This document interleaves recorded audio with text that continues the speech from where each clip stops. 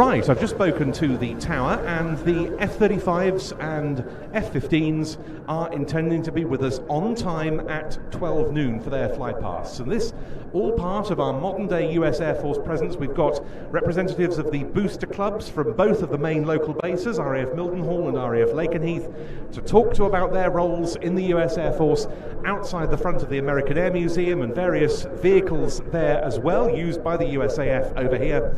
But we're about to see them represented in the air by both aircraft types operated by the 48th Fighter Wing from RAF Lakenheath, the Liberty Wing as it's known.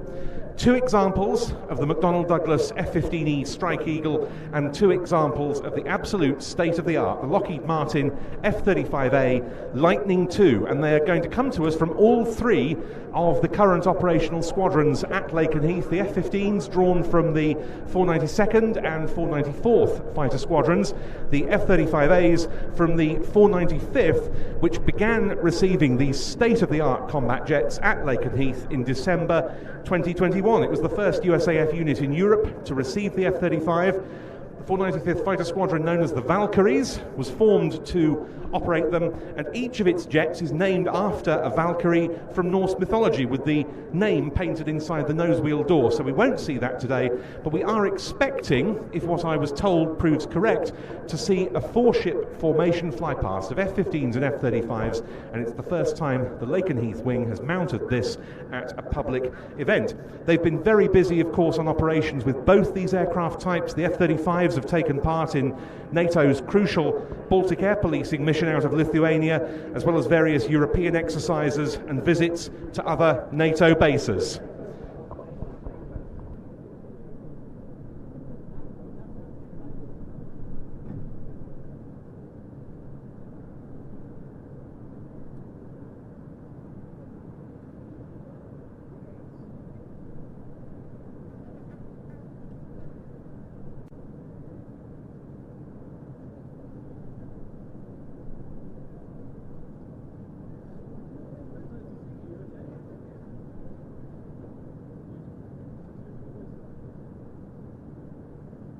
Now, we've seen F-35s here before. We had the US Air Force F-35 demo team here at the 2018 Flying Legends show, and that September's Battle of Britain Air Show, marking the RAF centenary, featured an RAF F-35B Lightning. And if you're coming to this year's Battle of Britain Air Show, well, on one of the 2 days, we'll get to see the new and very impressive RAF F-35B roll demonstration. But this is the first time that F-35s from Lakenheath have taken part in any of our flying days or air shows.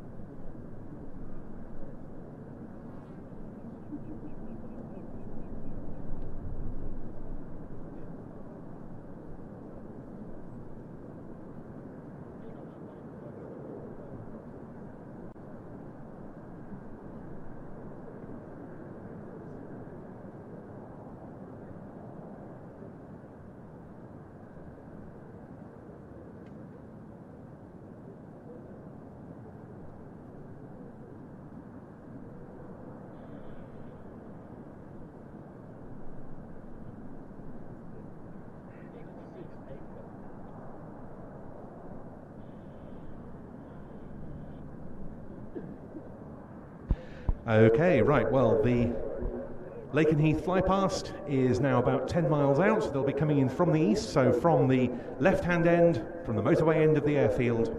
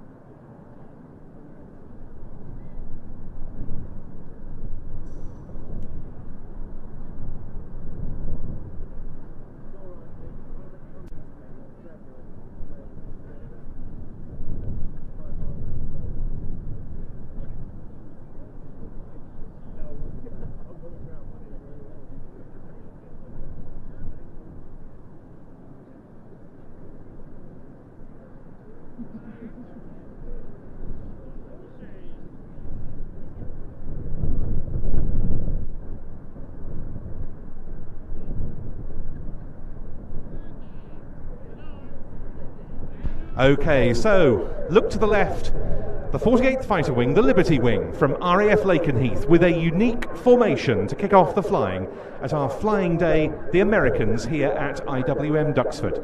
2 McDonnell Douglas F-15E Strike Eagles from the 492nd and 494th Fighter Squadrons, and 2 Lockheed Martin F-35A Lightning IIs of the 495th Fighter Squadron. Here they come.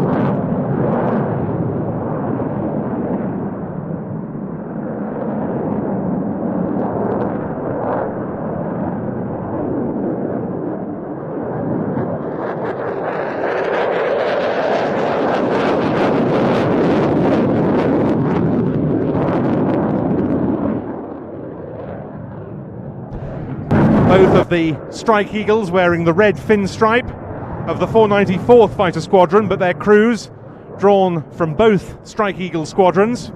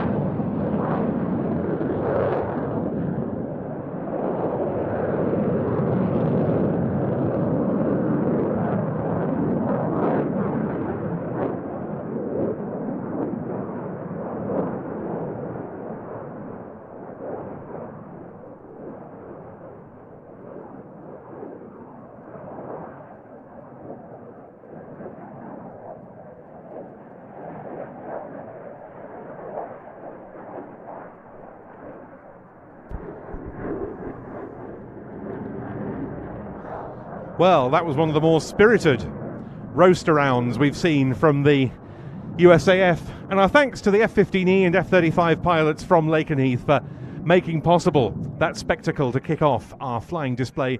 More to come still from the US Air Force with the KC-135, which, as I mentioned earlier, has been slightly delayed, but will be with us before the start of the main flying. And we'll pass on your appreciation to the pilots when they're debriefed.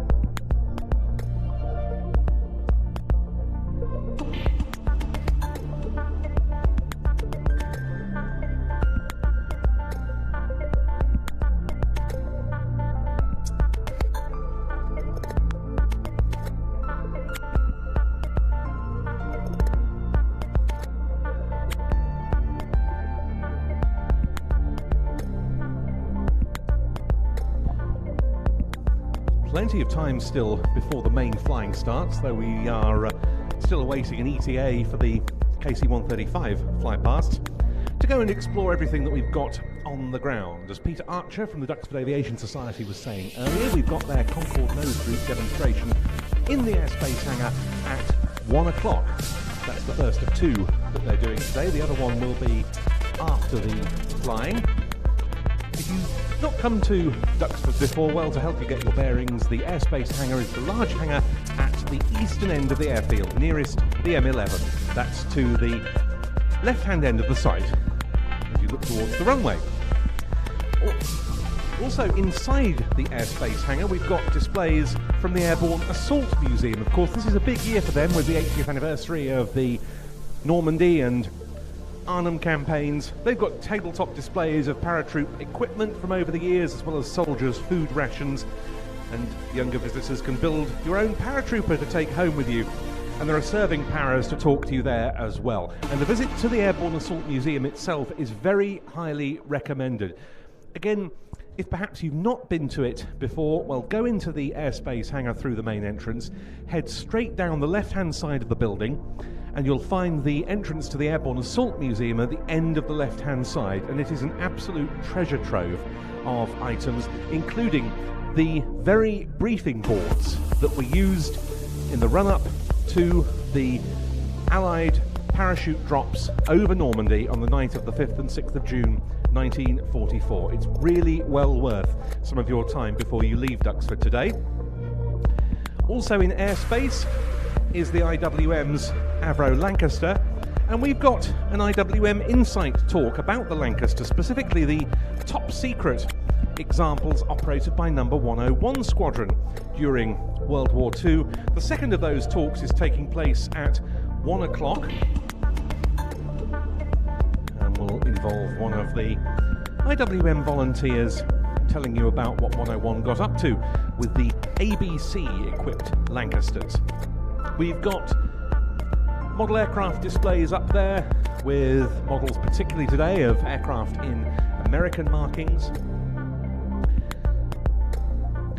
And then coming closer to the control tower, Paul Ford and his team have got the Fokker DR-1 triplane and Royal Aircraft Factory SE-5A replicas for you to get very, very close up to. And I see they've got steps next to them, so if you fit in them, you may well be able to go in the cockpit. The mobile air traffic control truck is just to the west of the control tower. That too is open to go inside and find out how vehicles like that used to be and still are used on aerodromes. And we've got three of the delightful little Piper L4s, the Grasshoppers, the military version of the J3 Cub that 80 years ago was playing such a key role in artillery spotting, observation and various other utility duties around the Normandy battlefields. We'll see one of them from Ben Bendowski in the flying programme later. It's parked just in front of the control tower, but just to the east of the tower, on the grass next to Hangar 3, we've got three Cubs in invasion stripes for you to take a look at very close up again. So a very nice opportunity to see those little aeroplanes, which may not look as though they packed a significant punch, but were able to direct enormous amounts of Allied artillery over the Normandy battlefields, and indeed in many other theatres of World War II. Discover D-Day are here with the US Army Signals Depot display with radios and equipment and some mines and explosives. Don't worry, they are inert.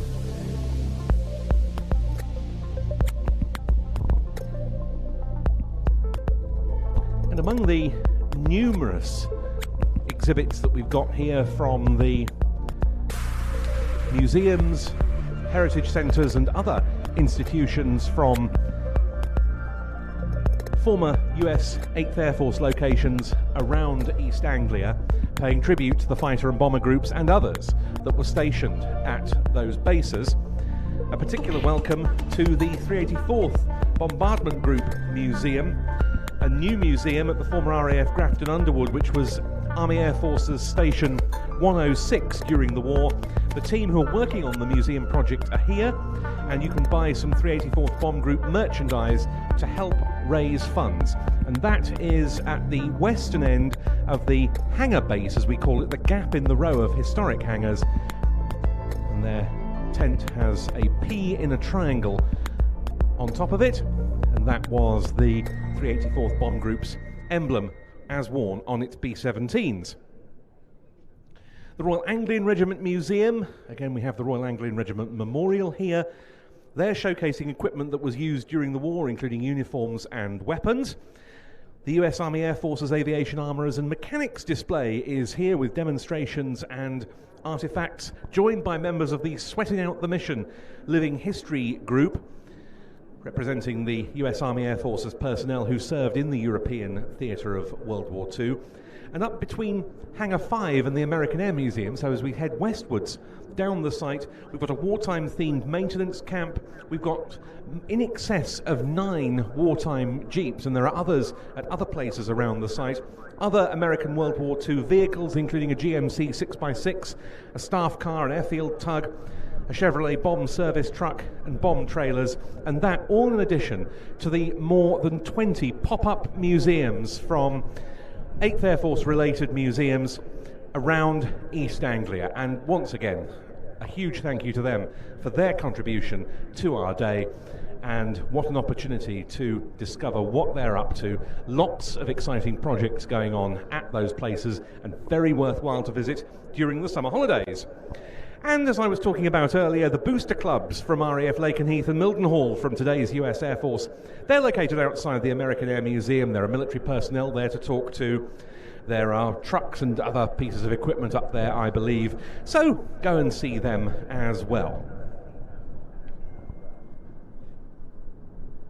And just 5 minutes to go before the second and final insight talk by the IWM in the American Air Museum about the Lockheed SR-71, the Blackbird. That's starting off at 12:30.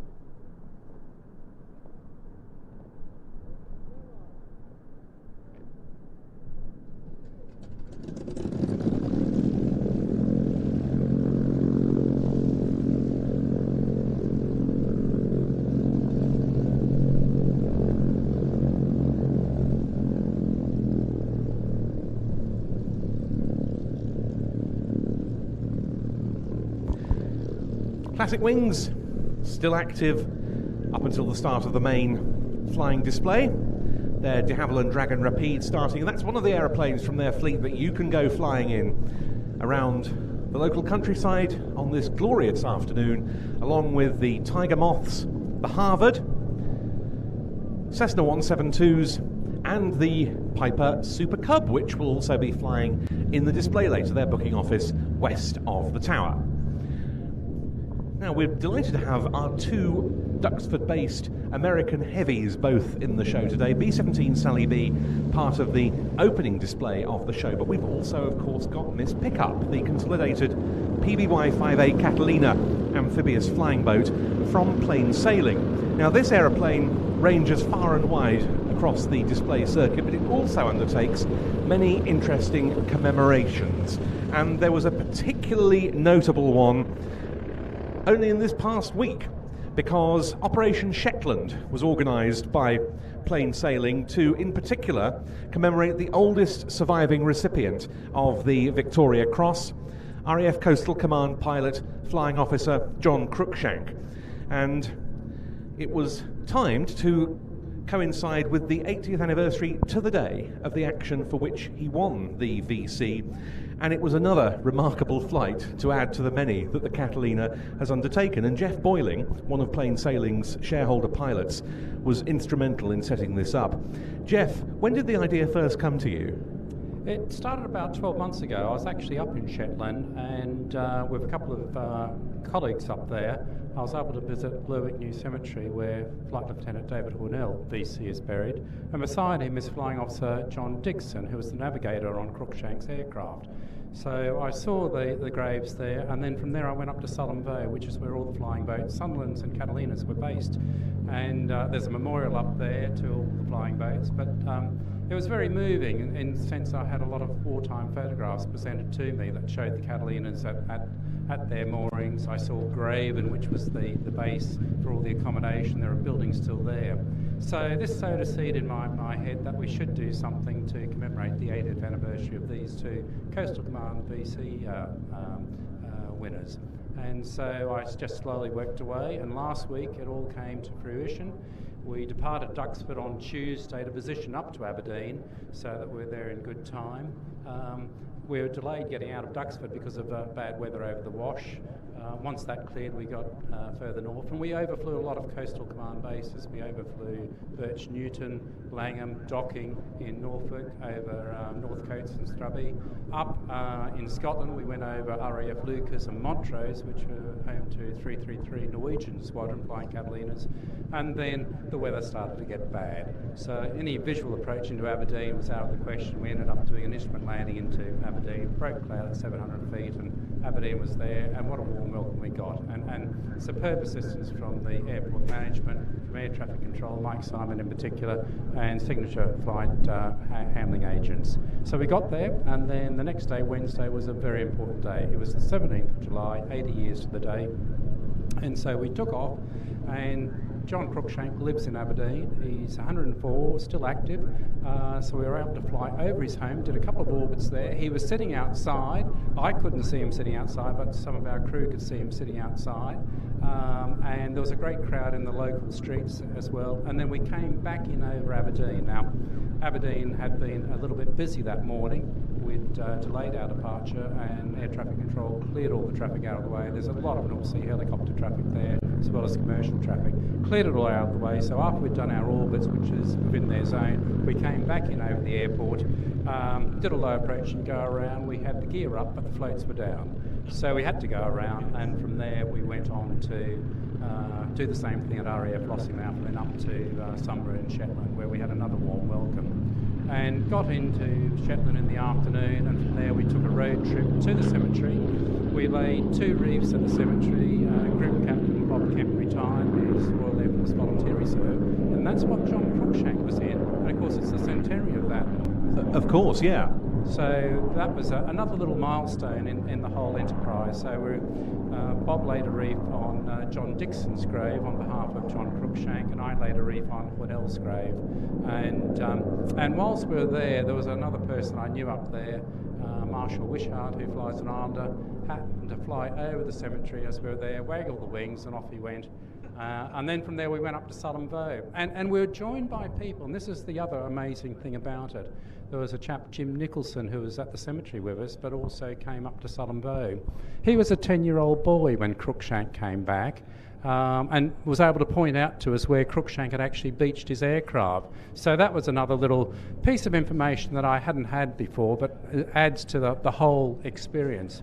So that was on the Wednesday afternoon, and then come the Thursday morning, we did a local flight which went from Sunborough over the Lerwick New Cemetery. We dropped our floats as a mark of respect as we went over there, flew up over Luna, which was the Shetland bus base, and then over Yell, where there's a Catalina crash site, before dropping down into Sullom Voe. And we went up and down where the Sunderlands and Catalinas would have taken off and landed, and then came in over the Garth's Bow, which is the mooring area for all the aircraft. Did a number of orbits there, and that was 80 years to the day that John Cruikshank had beached his aircraft.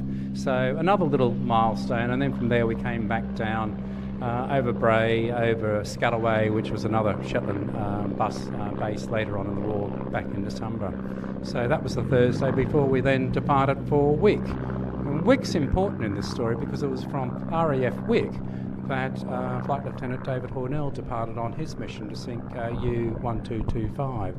And that was in the 24th of June 1944. So we hadn't forgotten about him, hadn't forgotten about the Canadian heritage there. And Wick provided a very warm welcome for us. We then went and laid a reef on Hornell's panel. There is a Caithness at War trail there, and at the airport there's a lot of panels showing what took place during the war.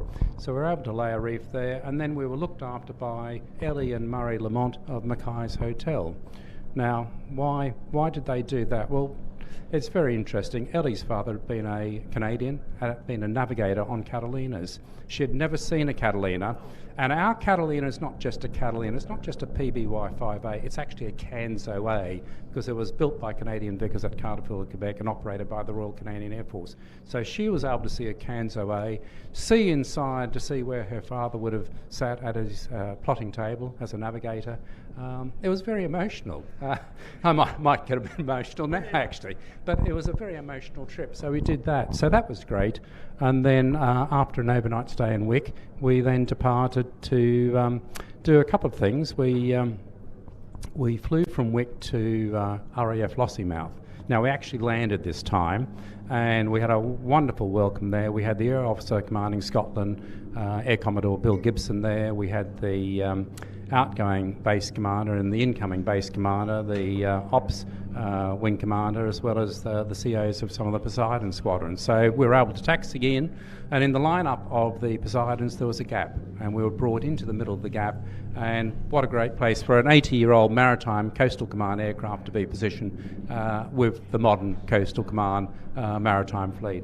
So we stopped there. I was able to give a talk to over 30 of the assembled crews there, and it was a mixture actually, because they've got Canadians over training with them. So I was able to explain the history of the aircraft. They were able to go inside and have a good look around, and then we took a number of mandatory photos, so as we got a good record. So from there, we said goodbye to Group Captain Bob Kemp.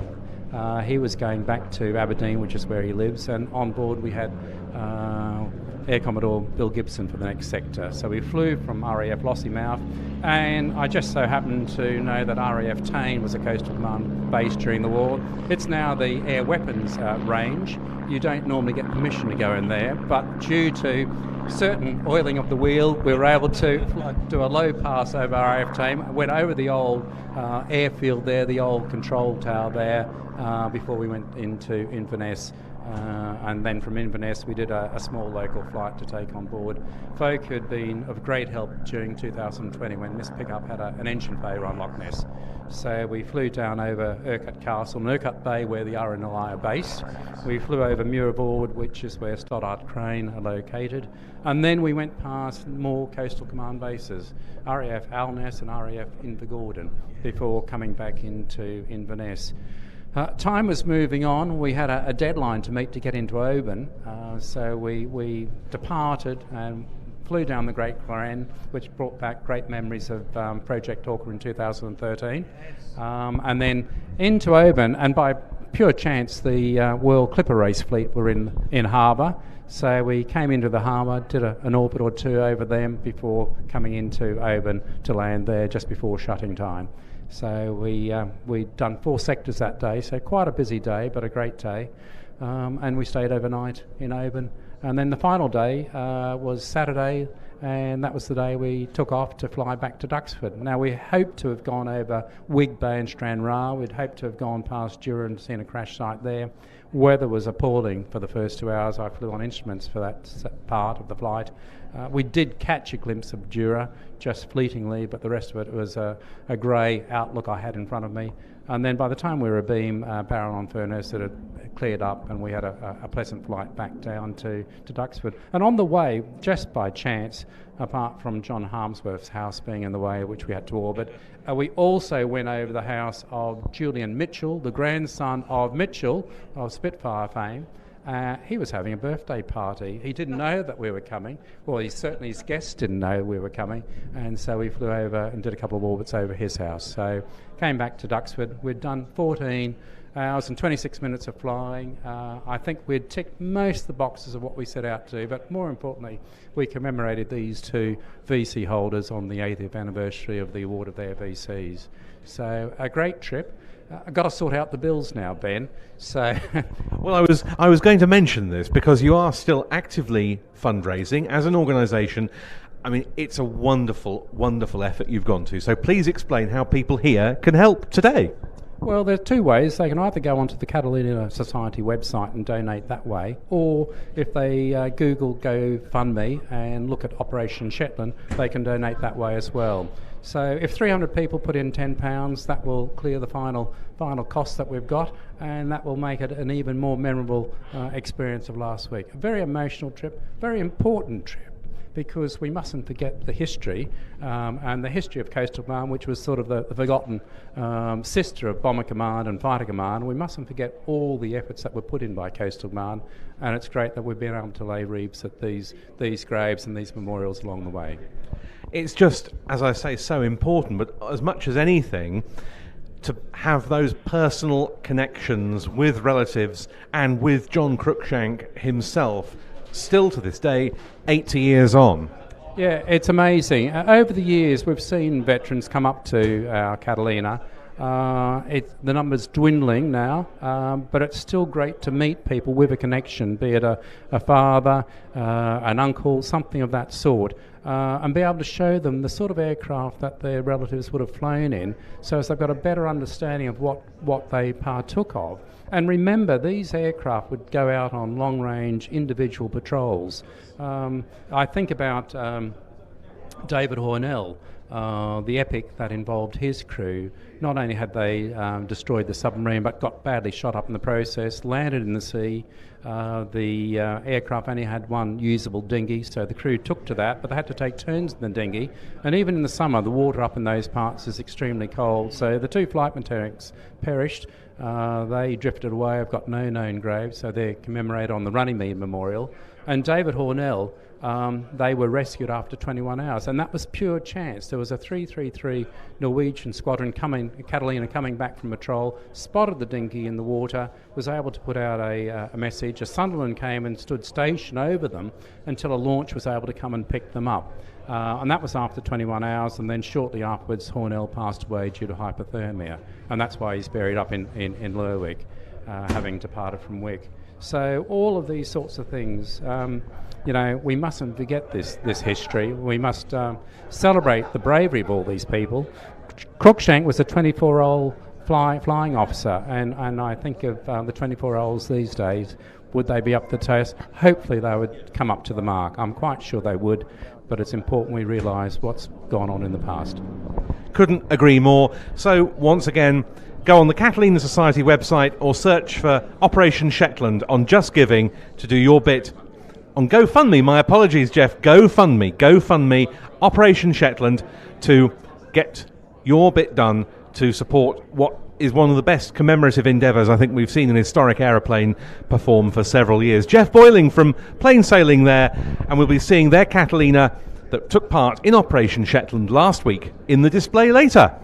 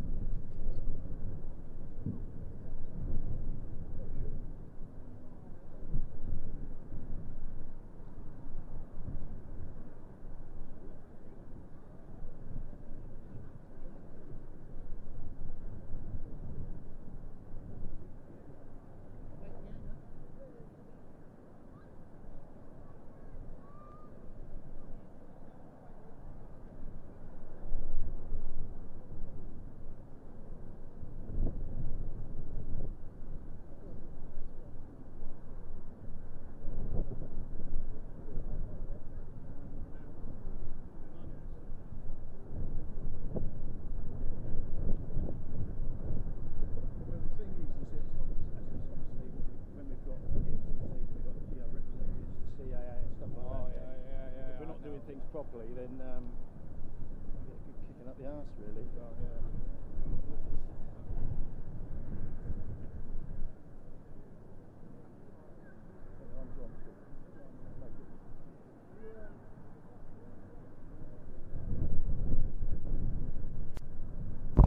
A bit of a change to the programme going on in the airspace hangar today, the Concorde nose droop and the talk on the ABC Special Missions Lancasters of number 101 Squadron. Owing to the change of timing for the Concorde nose droop and various other circumstances, we've pushed back the talk on the ABC Lancasters until 3:30 after the flying display today. So to find out more about number 101 Squadron and its Special Missions ABC Lancasters, as they were known, to find out exactly what that entailed, 3:30 p.m. is the time to head up to the airspace hangar. And meantime, we await the Concorde nose droop, which will be taking place in airspace at 1 o'clock. And if you miss that, there'll be another one at 4.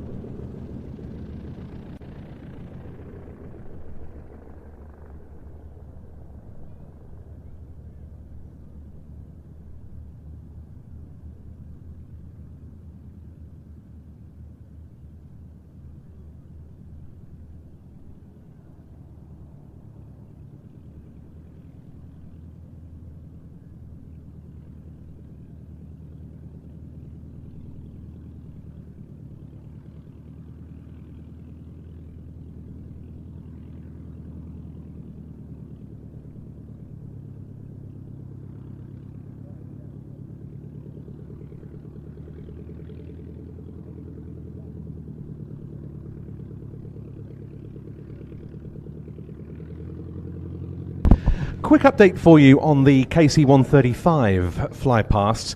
It needs to get to us by 1:15 in order to be slotted in, because then we'll be launching the first aircraft for the main flying display. In case you missed it earlier, we had hoped to have it in that 12 noon to 12:30 slot after or before the F-35s and F-15s, but unfortunately it came in late off a tasking. These are of course operational aircraft and they are at work today, and so it didn't make that, and we now need to get it in here before the main flying starts at 1:30. So if it's not here by 1:15, unfortunately we won't be able to see it, and it's still on the ground at Mildenhall at the moment being turned around, but we'll keep you posted in case we are able to squeeze it in.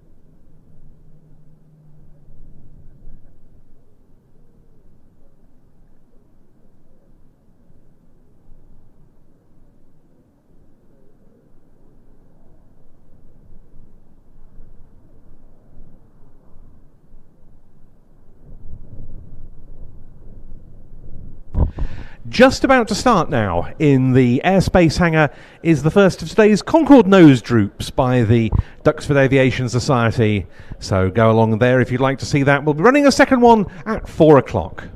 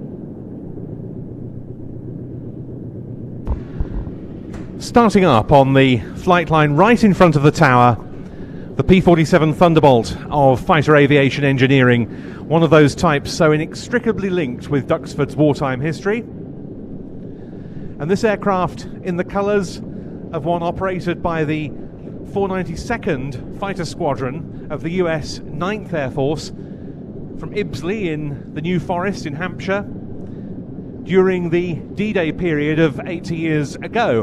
And of course that squadron is one of those assigned to the 48th Fighter Wing at RAF Lakenheath as one of its two F-15E Strike Eagle squadrons. And to correct what I said earlier, there are in fact now two, I believe, F-35A squadrons there, the 495th and 493rd Fighter Squadrons, respectively the Valkyries and the Grim Reapers. I wasn't aware the 493rd had actually officially reformed on the F-35A, but both of those squadrons active on the Lightning II, so the wing at Lakenheath back up to a full 4-squadron complement. But its heritage also recalled by the P-47, which is moving off the line now. Indeed, this aircraft has regularly visited RAF Lakenheath for Wing Heritage Days staged there, along with other aeroplanes from the fighter aviation engineering fleet. The P-47 then will be getting airborne in advance of the flying programme to go off and hold to the north in readiness for its part in the opening slot of the display.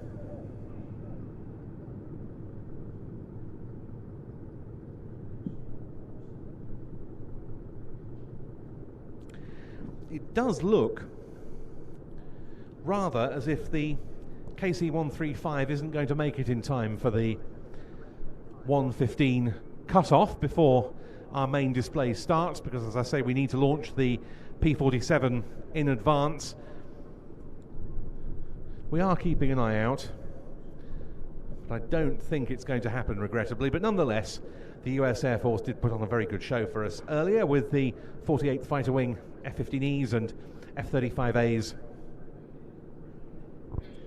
As always, the tanker fleet at Mildenhall, very, very busy indeed. And of course, operations take priority over appearances at events such as this. I'm sure we'll see the 351st Air Refuelling Squadron with the KC-135s represented here at Duxford on future occasions. A quick reminder, if you didn't catch it earlier, of what we've got coming up in the flying programme between 1:30 and probably now about 20 past, maybe 3:30. We have a little bit of leeway and we might give a little bit of extra time to a couple of the later acts on the programme. But we'll be seeing B-17 Sally B and the P-47 as the first item. Then we've got the Harvard from CK Aviation, Plain Sailing's Catalina that we were talking about a little earlier. A very unusual sequence of civilian and military trainers with the Cessna 170B, the Piper Super Cub, the Alon Air Coupe making its first appearance in a flying display here, the Piper L4 Cub, the Boeing Stearman Cadet, and in American colours, the de Havilland Tiger Moth. Then our radial formation of late 30s American designs with the Lockheed 12A Electra Junior from Fighter Aviation Engineering leading the fighter collections, Curtiss P-36C and Hawk 75 and their Grumman Wildcat. And then to finish off the show, two Spitfires representing different aspects of America's heritage with the Spitfire. The Mark 1A of Comanche fighters in the colours of one of the American volunteer-manned Eagle squadrons that formed with the RAF in advance of America's official entry into World War II, and the US Army Air Forces marked Spitfire 16, the Suffolk Spitfire that's such a regular sight here. Some of you may indeed have flown with it because it regularly takes part in classic wings, wing to wing with the Spitfire experiences. And the Mark 16 will be giving a solo display to close the show after the two Spitfires have flown together, and that will take us through until, as I say, somewhere in the region of probably about 20 past, 3:30 this afternoon.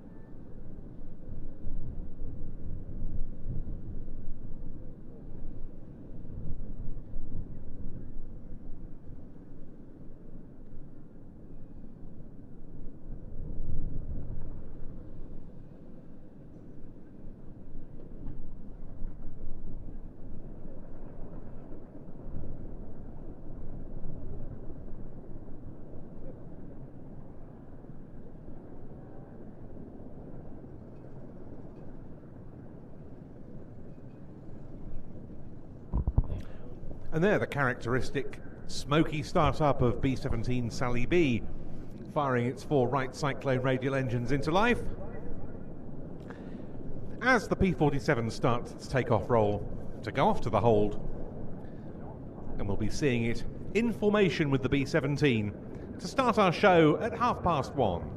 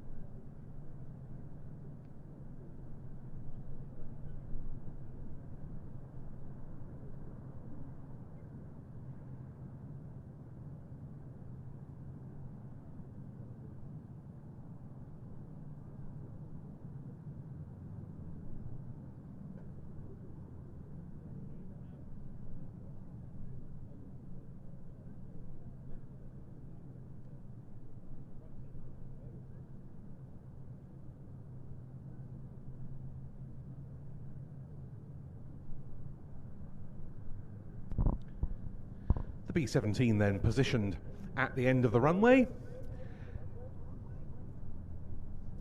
And we'll see the Harvard positioning in front of it to go off the hard runway and also go and await its slot in the programme, which is item 2 after the B-17 and P-47.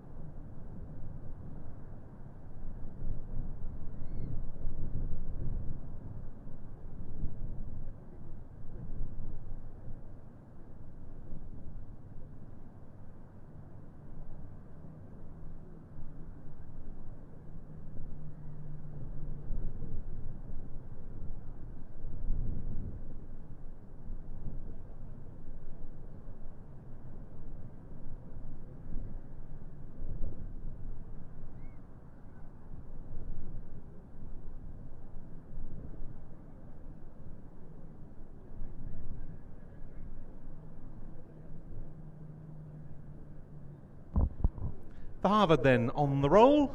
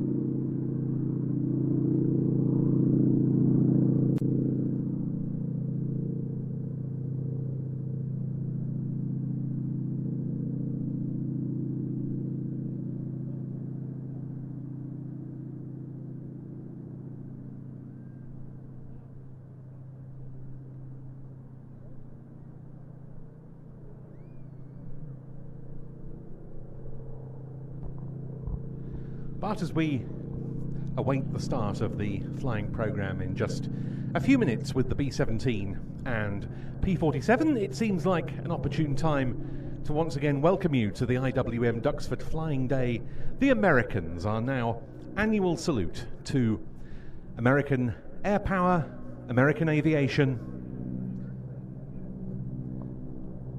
and at one of the most suitable venues at which you could possibly hold such a commemoration and celebration, because this was, as I'm sure many of you know, a US Army Air Force's fighter station during wartime. As part of the 8th Air Force, and specifically under 8 Fighter Command, Duxford became Station 357 of the US Army Air Forces, home to the 78th Fighter Group, which had, in readiness for deployment to the European theatre, been activated in January 1942, this following the American entry to World War II that had been precipitated by the previous December's Japanese attack on Pearl Harbor. It trained in California and had as its first equipment the twin-boomed Lockheed P-38 Lightning. And in November 1942, the unit made its way to Europe, initially stationed at Gox Hill in Lincolnshire.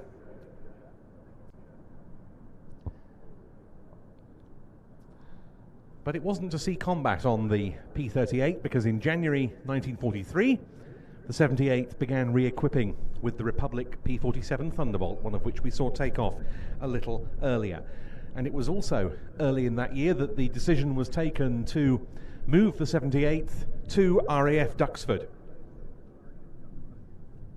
This bringing the fighter groups of the 8th Air Force closer to the bomb groups equipped with the B-17s and the consolidated B-24 Liberators that they would be escorting on missions over occupied Europe. The American presence radically changed the face of many areas, had an influence on many communities across East Anglia. From the moment it arrived in early 1942, ready to begin operations with the first B-17 equipped bomb group in the US 8th Air Force during that summer. And it set in train an Anglo-American bond involving this airfield that has only grown stronger over the decades that followed. The Americans moved out following the end of World War II in 1945, the station reverting to RAF control, but always many American veterans would travel back to Duxford, especially after the airfield began operating again under Imperial War Museum auspices in the early 1970s, and aircraft like B-17 Sally B began to move in to form the nucleus of the great collections of privately owned warbirds that we enjoy here today. And then in 1997 came the opening of Duxford's American Air Museum in Britain as a standing memorial to the American contribution on operations from the United Kingdom during the latter half of World War II. And a very poignant aspect of the American Air Museum is the glass sculpture entitled Counting the Cost, which if you've been into the AAM today, you will have seen on the walkway up into the museum. It features the silhouettes of all American military aircraft, mostly US Army Air Forces, but also a few from the US Navy and Marine Corps, which were lost on operations from British bases during the Second World War. And it really brings home the scale of the sacrifice, and that is also commemorated by our display today. And particularly as part of the American Air Museum project, IWM Duxford has very, very close links with US Air Force units stationed here today in East Anglia. Hence the participation we saw from the 4 flying squadrons at Lakenheath on the F-15Es and F-35s with which we kicked off our flying activities earlier. And a very special welcome is extended to the representatives of the current USAF who are with us today, and our thanks for their contribution to this event.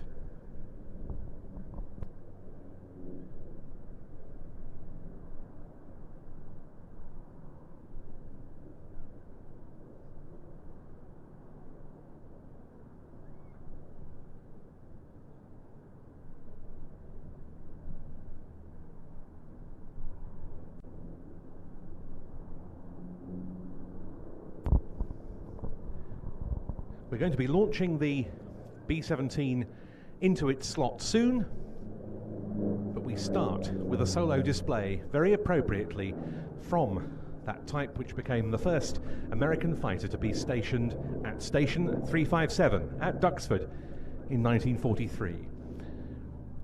One of the biggest and heaviest single-engined, single-seat fighters you will ever see, and one of the great triumvirate of US Army Air Forces fighters, the others being the P-38 Lightning and the North American P-51 Mustang, that contributed to victory in the European theatre, but it was hugely important elsewhere as well.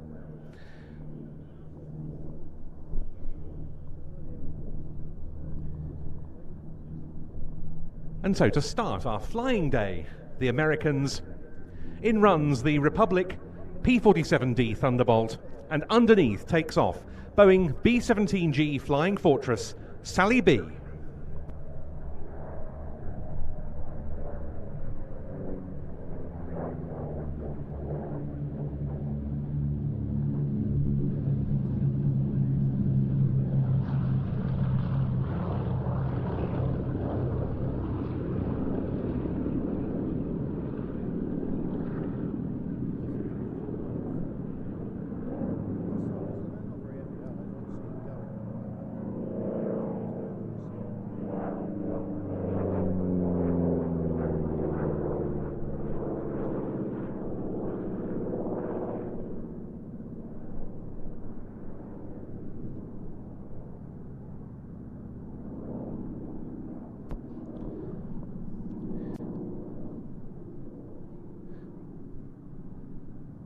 This immense fighter, the creation of a Georgian émigré by the name of Alexander Kartveli, weighs some 7 tons, which is more than quite a lot of multi-engined light bombers and strike aircraft of the period.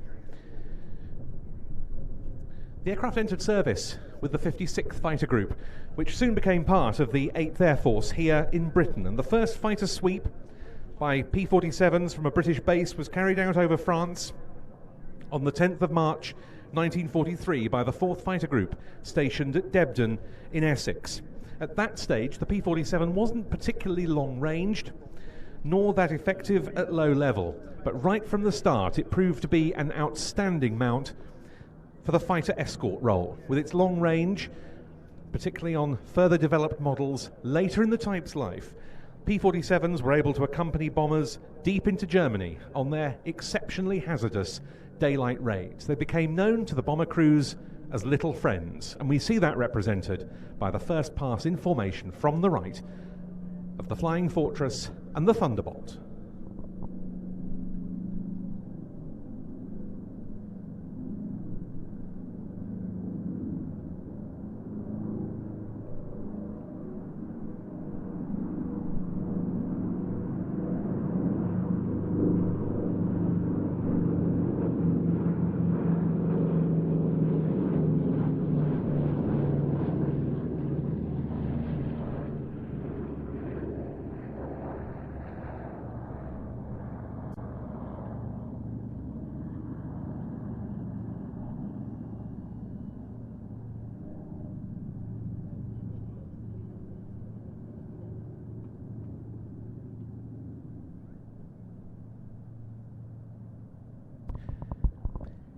Yet even with the long-range fighter escorts, particularly the P-47s and the P-51 Mustangs, the risks faced by bomber crews of the 8th Air Force were exceptionally considerable.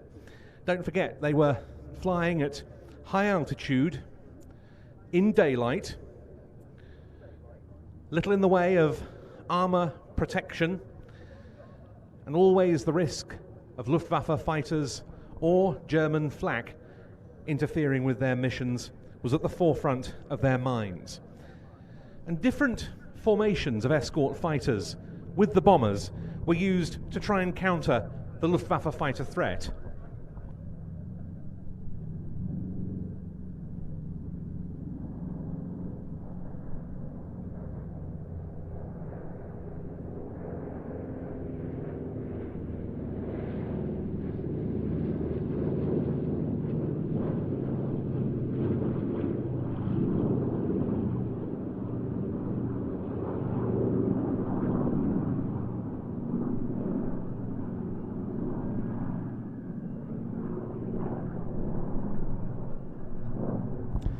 Likewise, the bombers themselves adopted different types of formation. The aim was always to try and ensure the best bombing accuracy over the target while offering mutual fire support against fighter attacks, or later, when Luftwaffe fighters became less of a danger, minimizing the exposure of the bombers to flak.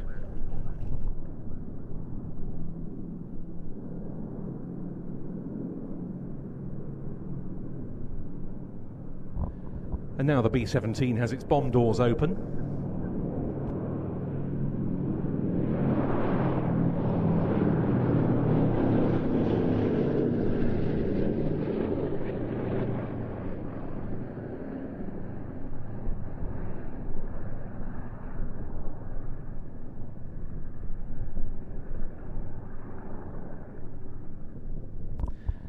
But when B-17s conducted their first missions with the 8th Air Force in the European theatre, the situation was very different. At that stage, the P-47s and P-51s that came later were yet to arrive with the 8th Air Force fighter groups. Indeed, the first mission undertaken by the 8th Air Force, specifically by the 97th Bomb Group from Grafton Underwood in Northamptonshire,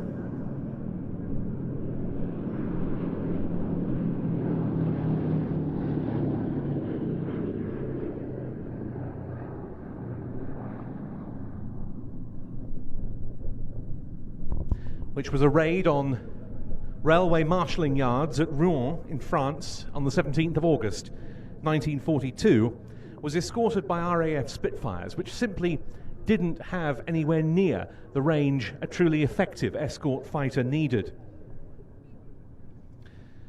This made it all the more remarkable that the B-17F from the 91st Bomb Group, based not far from Duxford at Bassingbourn, named Memphis Belle, became the first to be credited with completion of a full tour of 25 combat missions. In fact, it was the fourth 8th Air Force heavy bomber to reach that milestone after a B-24 Liberator and two other B-17s.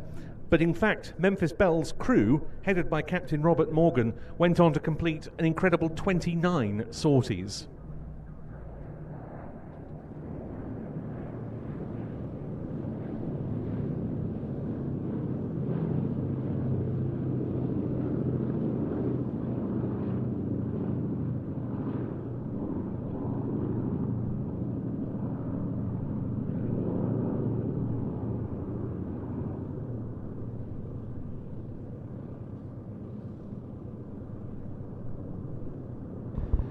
This is a B-17G model, very much the definitive flying fortress, which added the chin turret under the nose. The waist gun positions were fully enclosed rather than being open or partially open as they had been on earlier models, and moved to improve the gunner's field of vision.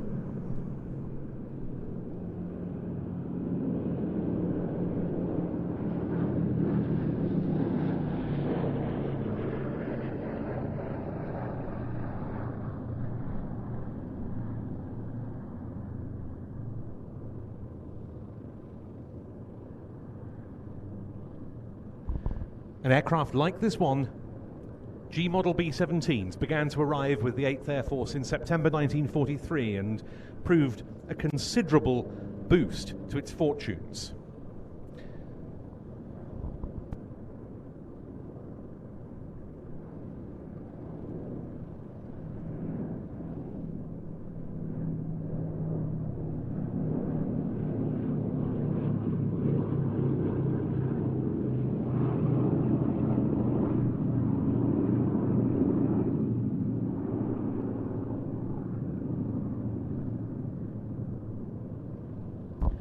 And as the war went on, B-17s began flying different types of mission to those they'd executed earlier. There were the so-called shuttle missions, for example. B-17s would depart their home bases in East Anglia, attack their targets and land elsewhere to refuel and rearm. The most famous of these came 80 years ago this summer in Operation Frantic, when the B-17s were involved in hitting objectives too far east for conventional sorties to achieve and get home, for example over Hungary or the far eastern parts of Germany.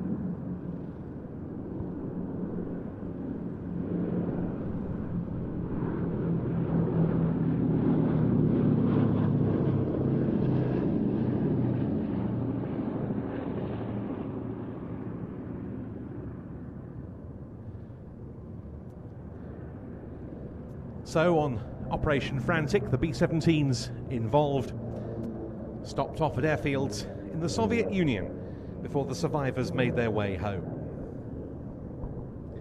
In all, 12,731 B-17s were produced, not just by Boeing itself, but by other manufacturing facilities, including the Lockheed Vega plant at Burbank, California, and that was the factory from which this aircraft emerged 79 years ago this year. It has no wartime operational service, but its position today as the sole airworthy B-17 in Europe makes this a very, very special aeroplane.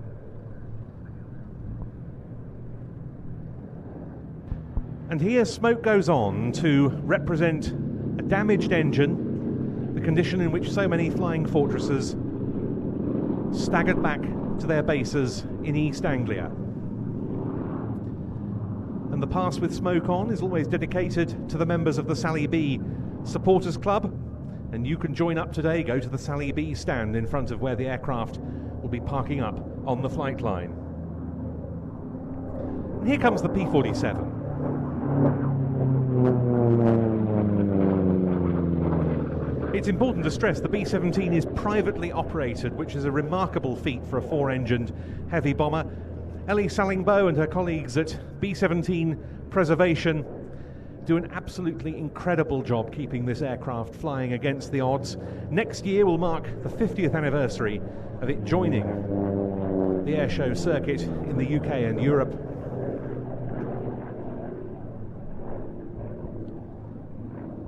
And so Sally B Supporters Club membership really is a very good thing to do.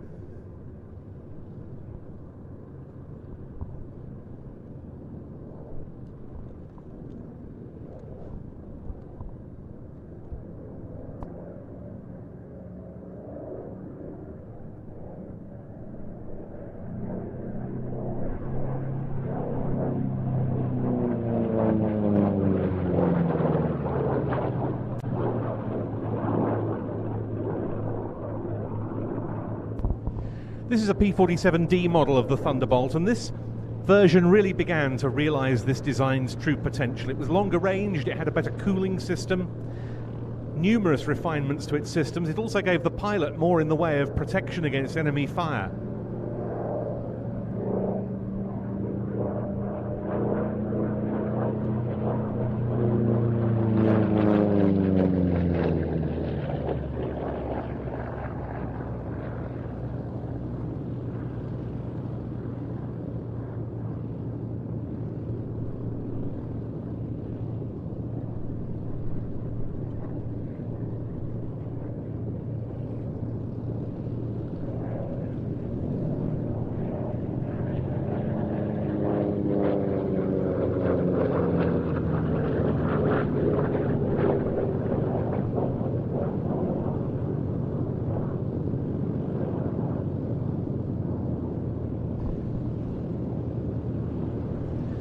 Sally B then, coming into land over the motorway, as it has done on so many occasions over the past 49 years and counting that it's been based here at Duxford.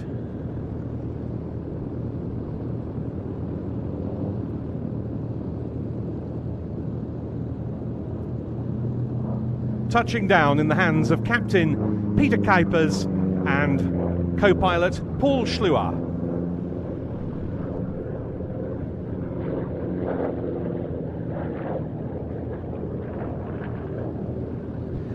As for the P-47, it wasn't just in the air-to-air role that it excelled, but on air-to-ground missions as well. So even after the longer-ranged Merlin engine versions of the P-51 Mustang came into service with fighter groups of the 8th Air Force, P-47s, both of those 8th Air Force groups that didn't convert to the P-51 and of the 9th Air Force, had a very important role to play.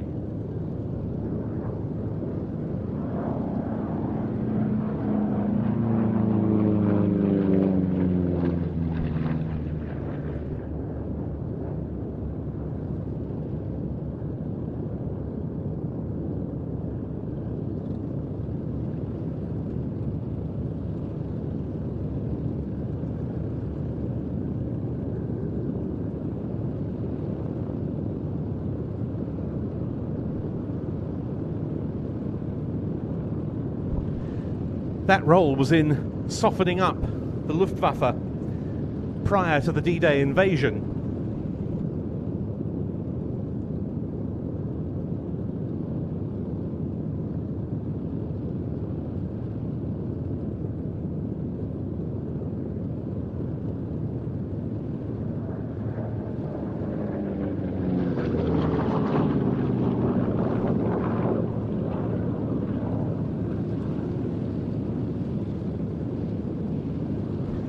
And in that, the very sturdy P-47, a very, very stable gun platform, was an invaluable mount.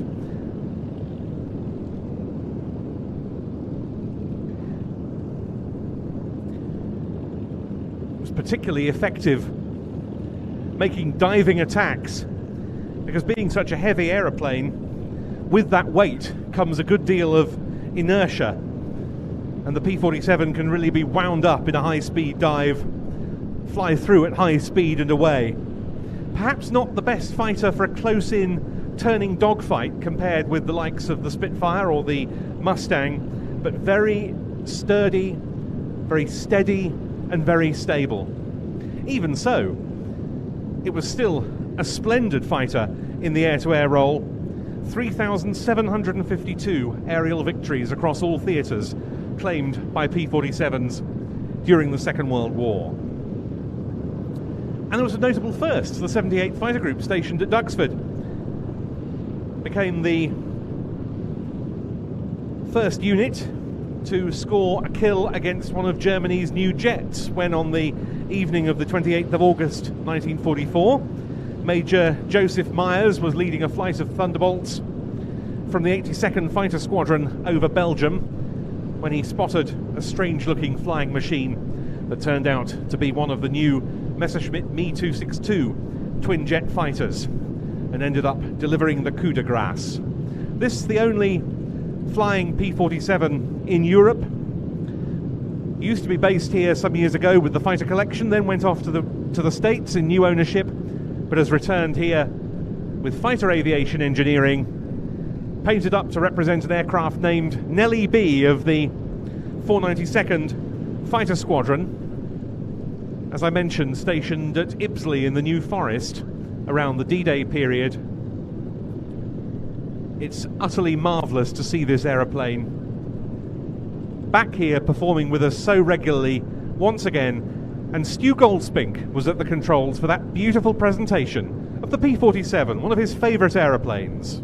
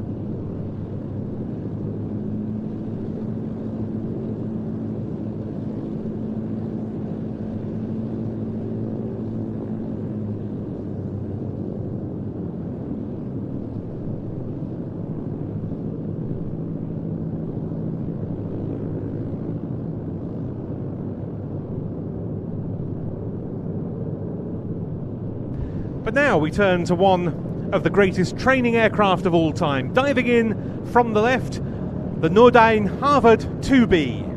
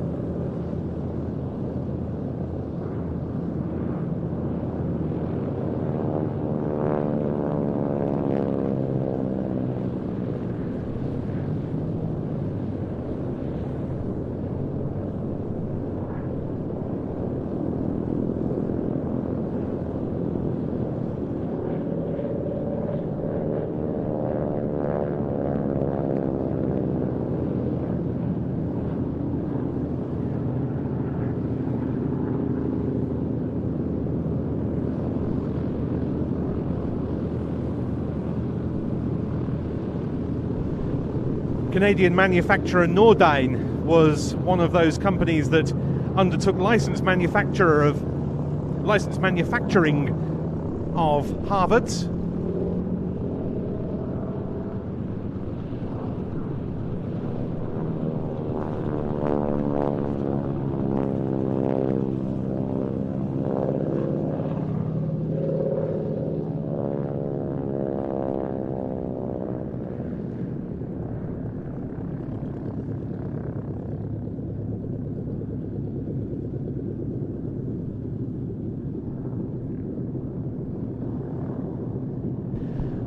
But it was by North American Aviation that the type was initially manufactured.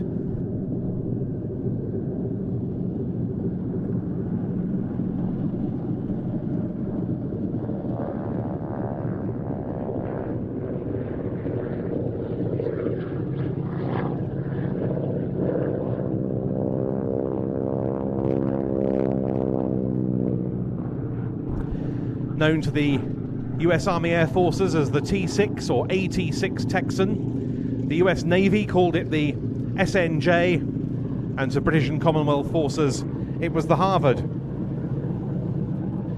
Built to the tune of in excess of 15,000 examples.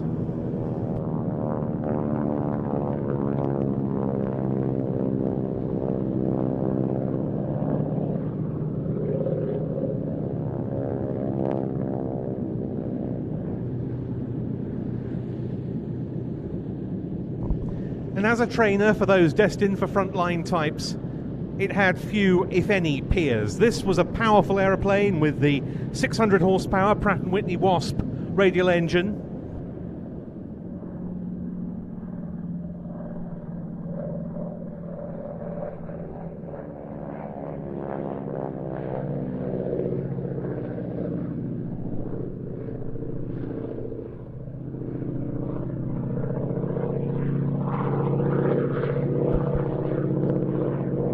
And perhaps the really important thing in terms of preparing pilots for what they would go on to fly was the fact that this was an aircraft that could bite the trainee if they weren't careful.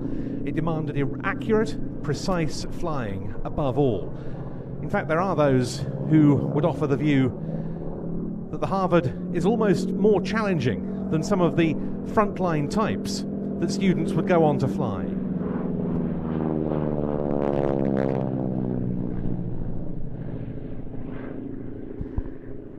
Not an aircraft you want to be low and slow in.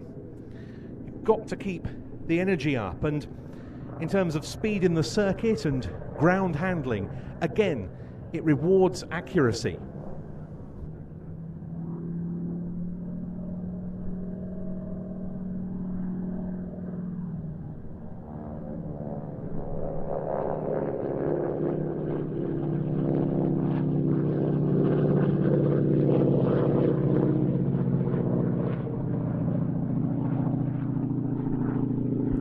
They could also be armed with guns, practice bombs and rockets for armament training, so it was a very versatile trainer as well. And of course these aircraft are still so much in demand today on the modern day warbird circuit, acting in just the same way as they did 80 odd years ago as advanced trainers for pilots destined to move on to the likes of the Spitfires, the Mustangs and so forth.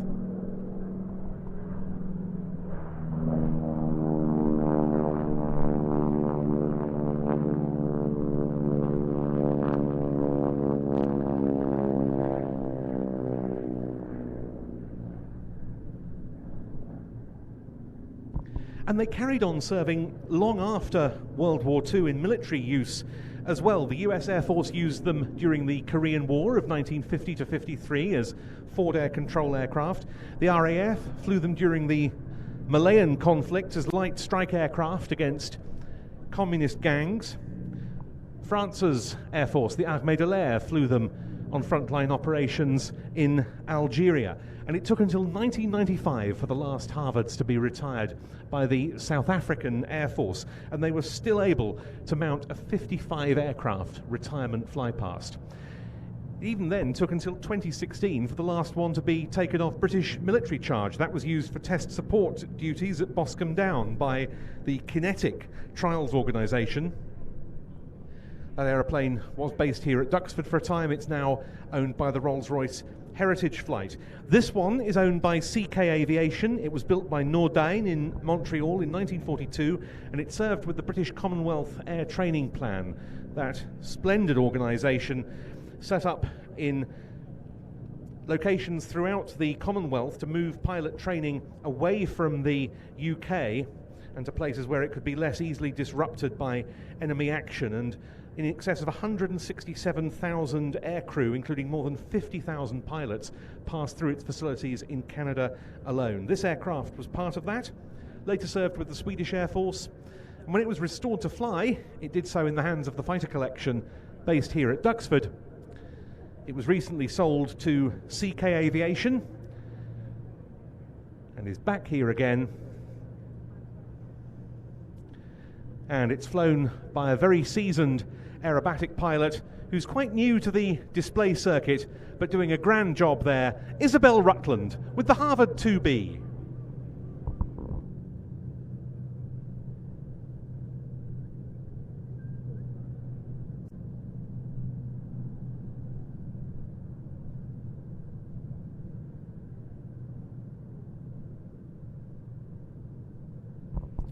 Isabel, along with all the other pilots in the display, will be taxiing right along the crowd line as she returns from her slot, so do show how much you enjoyed that very good aerobatic display in the Harvard as she comes past. But now we've got an absolute smorgasbord of trainers taking to the runway, a combination we've definitely not seen in a Duxford Air Show before, and a combination of both military and civilian American types, with a British interloper, but in American markings.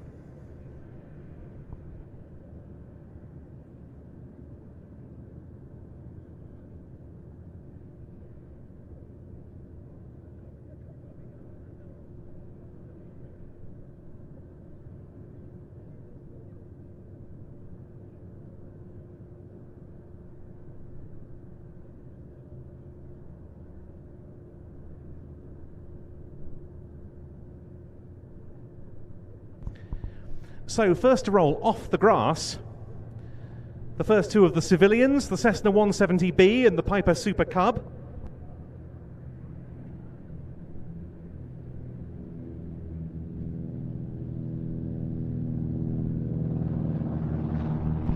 And going off the hard with them, an extraordinary aeroplane that we've never seen in a Duxford Flying display before, the Alon A2 Air Coupe. Then off the grass nearest to us, the Piper L4. And then we've got the Boeing Stearman Cadet and the Tiger Moth.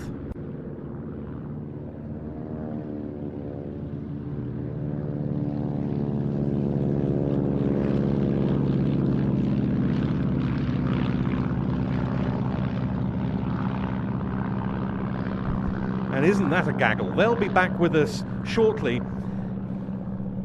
But positioned on the grass is our next display aircraft. We heard about its recent exploits earlier. One of the hardest working warbirds anywhere in Europe. And again, as with the B-17 and the P-47, this is now the only airworthy example of its type in Europe. There were a couple of other examples of this magnificent amphibious flying boat flying in continental Europe. Both have now been sold to owners in North America, leaving only this one.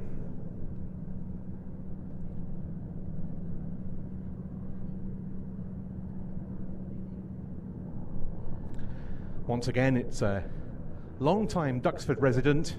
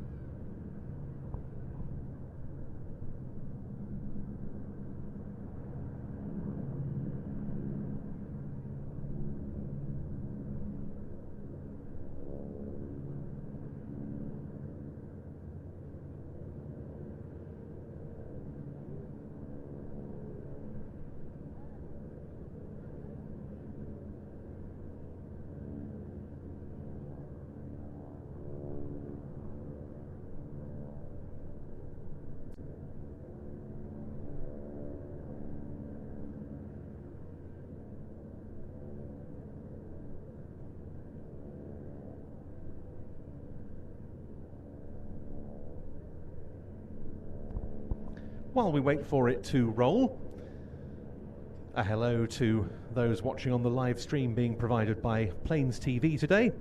Hope you're having as good a time watching this show as we are here at Duxford.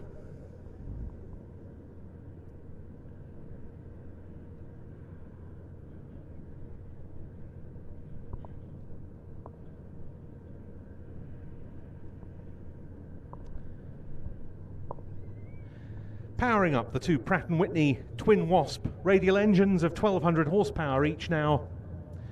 Into its takeoff roll, the consolidated PBY-5A Catalina.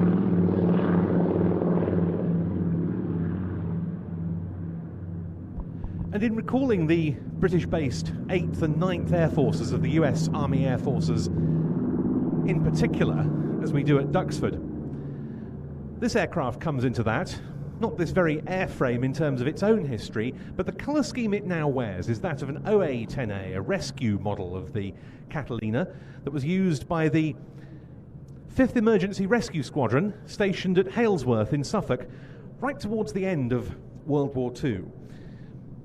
This design was conceived by Consolidated initially as a patrol bomber for the US Navy. And it was a pure flying boat when it first appeared in 1935. They'd use a simple beaching gear to take the aircraft to and from land. From that was developed the patrol bomber version in its more definitive form, which achieved a new world distance record of in excess of 3,400 miles on its very first flight in May 1936. It was a very innovative design in a lot of ways. It's pretty streamlined. Part of that is because it's got extensive fuel tankage in the wings,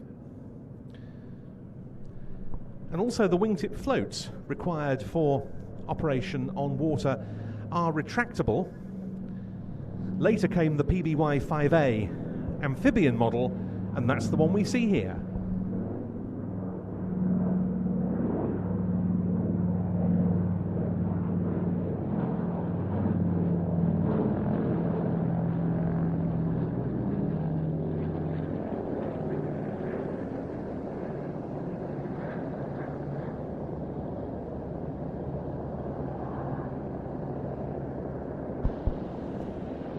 Catalinas were so much in demand in other theatres, not least with the US Navy in the Pacific and with Royal Air Force Coastal Command in the Atlantic, that it wasn't possible to supply the US Army Air Forces with any Catalinas for the rescue role until very late in World War II.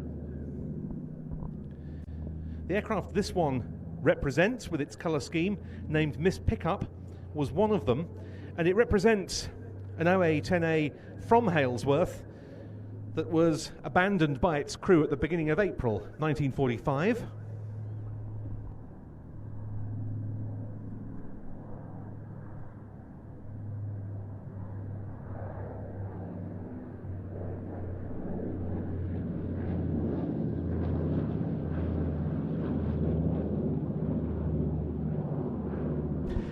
This after it had been involved in a rescue sortie to pick up a downed Allied pilot, but suffered a dead starboard engine off the Dutch coast, and it's one of the silhouettes, that of the OA-10A, originally named Miss Pickup, that can be seen on the Counting the Cost memorial sculpture on the entranceway to the American Air Museum. But given what one of this aircraft's shareholder pilots, Jeff Boyling, was telling us earlier about Operation Shetland, the flight this aircraft has just been involved in to commemorate the 80th anniversary of the Victoria Cross Award to Flying Officer John Cruikshank, the history of his mission that caused that VC award and why he's so remembered to this day is definitely worth recounting once again as the wingtip floats are brought down for this pass.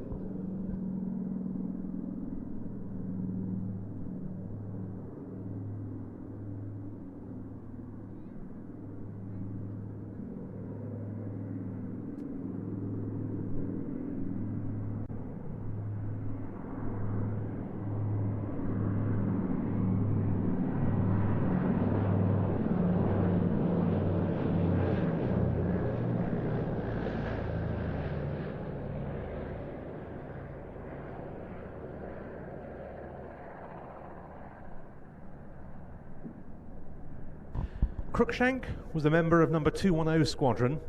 He himself was part of the Royal Air Force Volunteer Reserve.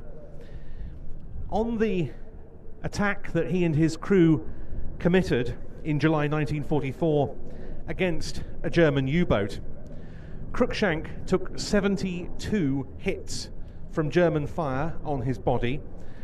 His aircraft's navigator was killed, but still the aircraft managed to be brought back from that point in the middle of the North Atlantic to Sullom Voe. The flight lasted 5 hours. The second pilot had to do most of it because of the injuries sustained to other crew members.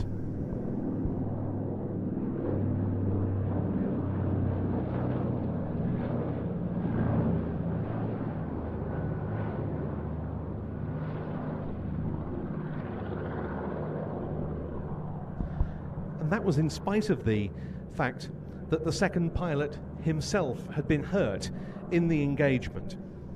John Cruikshank, still, as we were hearing, very much still with us at the age of 104, and he's the oldest surviving recipient of the Victoria Cross. And quite apart from being honoured by the flypasts over his home in Aberdeen last week by this Catalina, he also this year received a somewhat belated award, because a few months back he was presented with the Air Efficiency Award, a decoration that was given to many members of the RAF Volunteer Reserve and Royal Auxiliary Air Force who served during the Second World War. He should have been presented with it 75 years earlier, but wasn't because of an administrative oversight.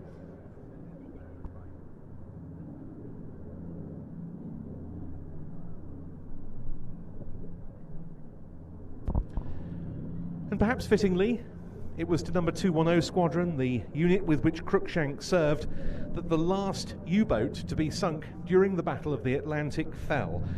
It took place northeast of Sullom Voe in the Shetlands on the 7th of May 1945, the day before VE Day, Victory in Europe Day. That U-boat was U-320. It was on its first operational patrol, and it was abandoned on the day of the German surrender itself, all the crew surviving and being taken prisoner.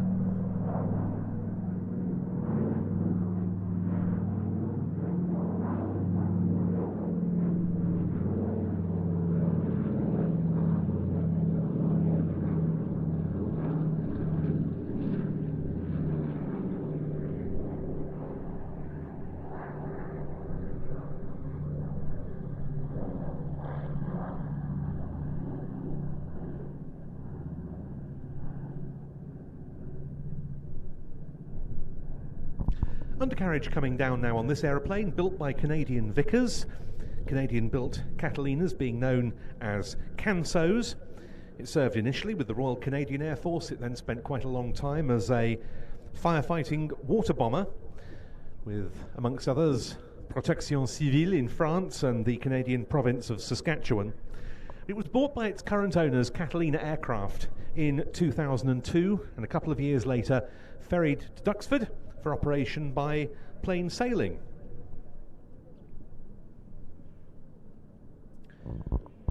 You might have noticed the big fuselage side blisters on this aeroplane. The blisters on wartime Catalinas would have housed armament. On this aeroplane, the blisters are actually oversized because there were previous plans for this machine in the ownership of an organisation that intended to operate it in Africa, to fly tourist safari flights with it.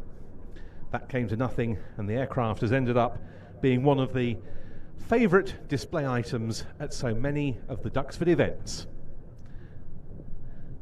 The PBY-5A Catalina then, of plain sailing, captained by John Harmsworth, and in the co-pilot seat today, Philip Pettit, who's recently upgraded to captain and will be getting his display authorization on this aircraft in due course. But now, look out over the motorway, this extraordinary combination of basic trainers running in Super Cub, Cessna 170B, Air Coupe, L4 Cub, Stearman Cadet, and Tiger Moth.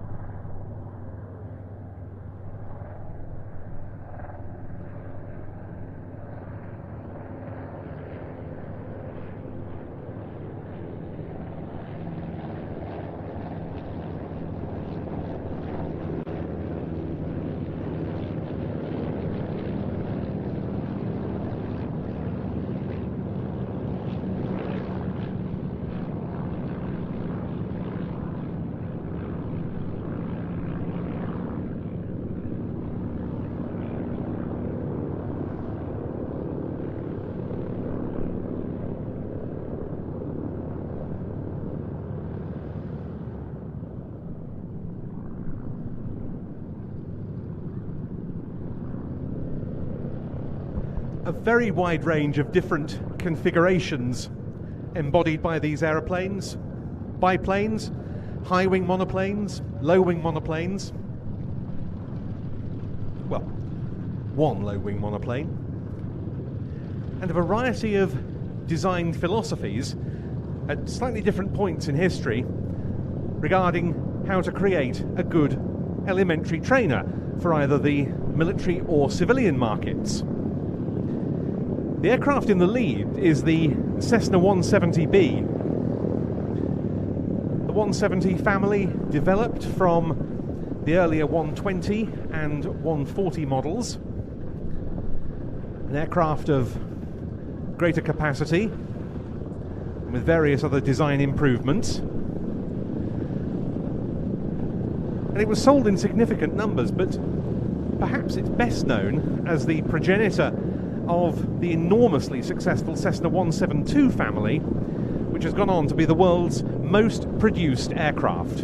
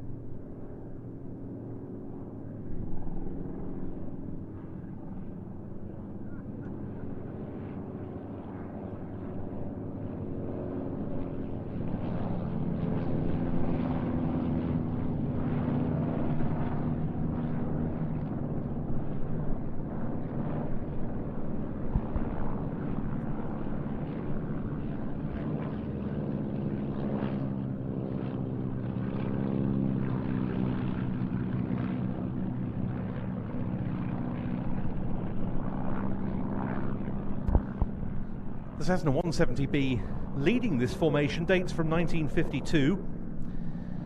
One of the main improvements on the B model being the addition of the big slotted Fowler flaps, which helped give the aeroplane very good short takeoff and landing characteristics. That aeroplane started its life in California. It was based for many years in the northern San Francisco Bay Area, owned by a private owner in the wine business who used to use the aircraft to fly over his huge areas of vineyards, checking on that year's crop and for intruders onto his property. Came to the UK in 1996, was extensively rebuilt, and today lives at Weston in Northamptonshire, and it'll be leading that section back in shortly. But coming along in front of us now, the two military biplane trainers, the Boeing Stearman PT-13D Cadet, and with it the very British, but here in American markings, de Havilland DH-82A Tiger Moth.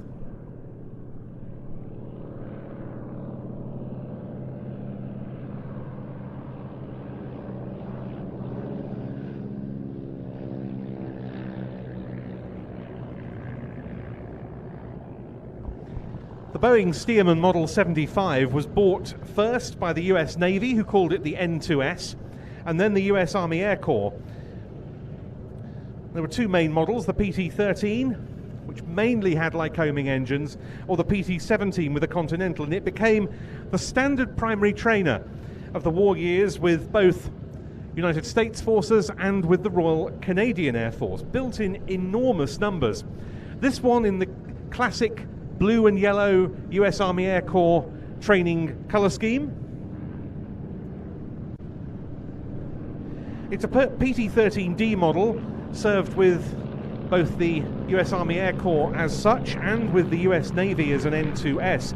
And today it has a Jacobs R755 engine up front.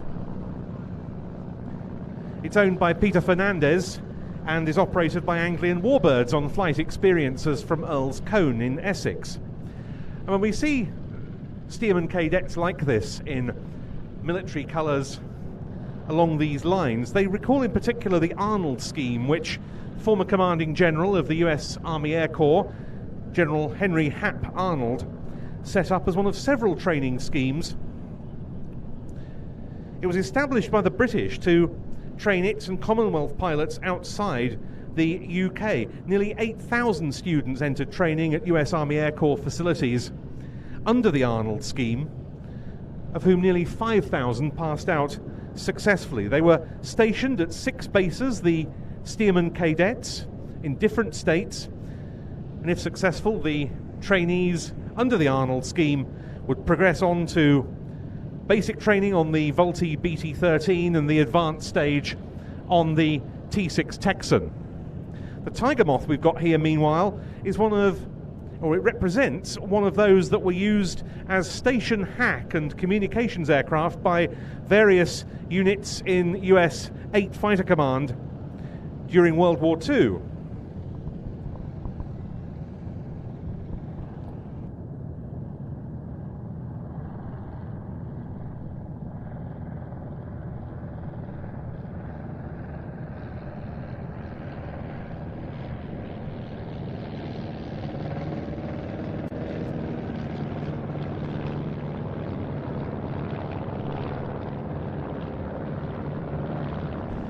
And as the others fly overhead, the PT-13 rolls out, followed by the Tiger Moth, which, when its restoration was finished by Vintage Fabrics at Audley End in 2022, putting it into the air after more than 50 years of inactivity, was painted in these markings, those of a Tiger Moth operated by the 353rd Fighter Group stationed at Gox Hill in Lincolnshire during 1943 and named El Pistafo Jr. The final one of the military aircraft in this sequence breaking away, the Piper L4, military version of the J3 Cub.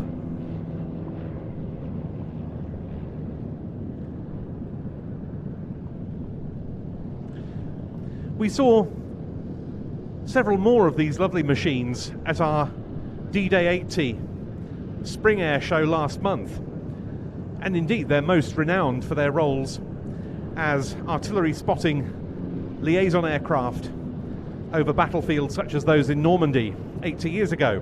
But the Piper J3 Cub, on which the L4 was based, is also one of the most important military trainers of its period. This was an aircraft that, in its first production form, had just 40 horsepower at its disposal and sold for only $1,000. Piper had the idea of developing truly an aircraft for the masses. But it went on to play so many military roles as well. They were used in the schools that were involved in the US civilian pilot training program from 1938 onwards, and it was estimated that some 80% of all American military pilots at one stage trained on J3 Cubs. At one stage, these aircraft were being turned out at a rate of 1 every 20 minutes, and in excess of 20,000 J3s were produced. And they were used in all sorts of versions by the American military.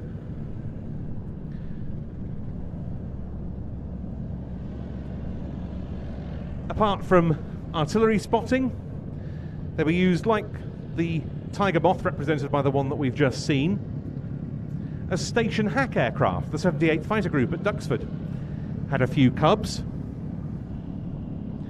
This one is owned by Ben Bendowski, and he bases it at Rochester in Kent.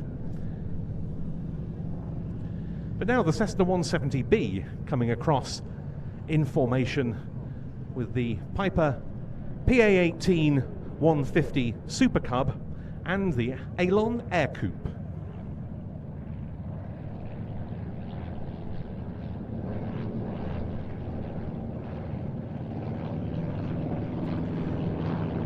The Super Cub, the yellow aircraft furthest away from us in that formation, a developed version of the earlier J3. After World War II, Piper was trying to market new designs for the post-war era, and this helped take the Cub line away from the much more primitive pre-war and wartime versions. It's got a strengthened airframe, revised fin and rudder, several other design changes. The first ones had a 95 horsepower engine. This one has got what became the standard 150 horsepower Lycoming power plant. When the Super Cub came along in 1949, there wasn't so much demand to use them as trainers, but they could fulfill all sorts of other roles. They were great backcountry aircraft in the US North and in Canada. They could fly on skis or floats as well as wheels, and they were put to lots of different uses: crop dusting, law enforcement, patrols of fishery activities, oil pipelines, even border patrols. They were used for banner towing and as glider tugs.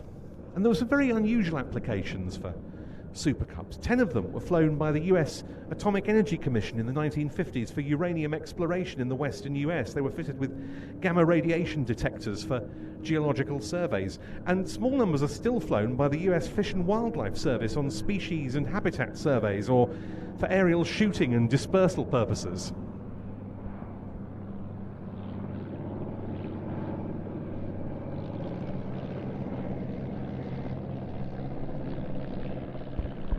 And they were used by American and other armed services as well. This one's an ex-Dutch military Super Cub. It's been with the Clacton Aero Club since 1990, and they use it especially for tail dragger training. And this May it emerged from quite a major refurbishment, now painted yellow, and they offer trial lesson flight experiences from Duxford with classic wings with this aeroplane, as well as tailwheel instruction. But what of the Alon Air Coupe? Well, as I say, not an aeroplane we've seen in a Duxford show before.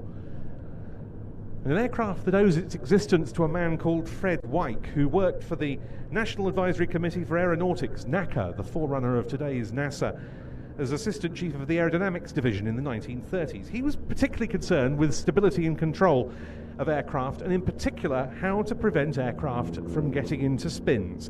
And he designed an aircraft called the W1, which he said was spin-proof, and indeed it was. He then left NACA in 1936 to become chief designer of the Engineering and Research Corporation, or ERCO, in Washington, D.C. And he conceived a much more elegant design, the ERCO 310, which was soon named the Air Coupe and first flew in 1937.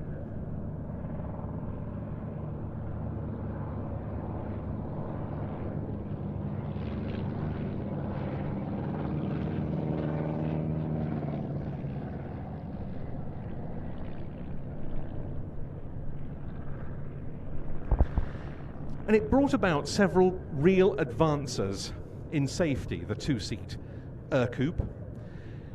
In particular, the control arrangement was like nothing that had ever been seen on a production aeroplane before. It combined the controls for the rudder and the ailerons into a single steering, interconnected device. And that control wheel in the cockpit was also linked to the steerable nose wheel. It had no rudder pedals in the cockpit at that time.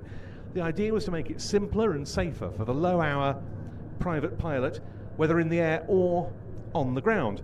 It could also be seen as being in keeping with the desire to try and make aircraft somewhat akin to automobiles in their methods of operation. And the Air Coupe 415, the first production model, was the first ever aircraft to be certified as incapable of spinning.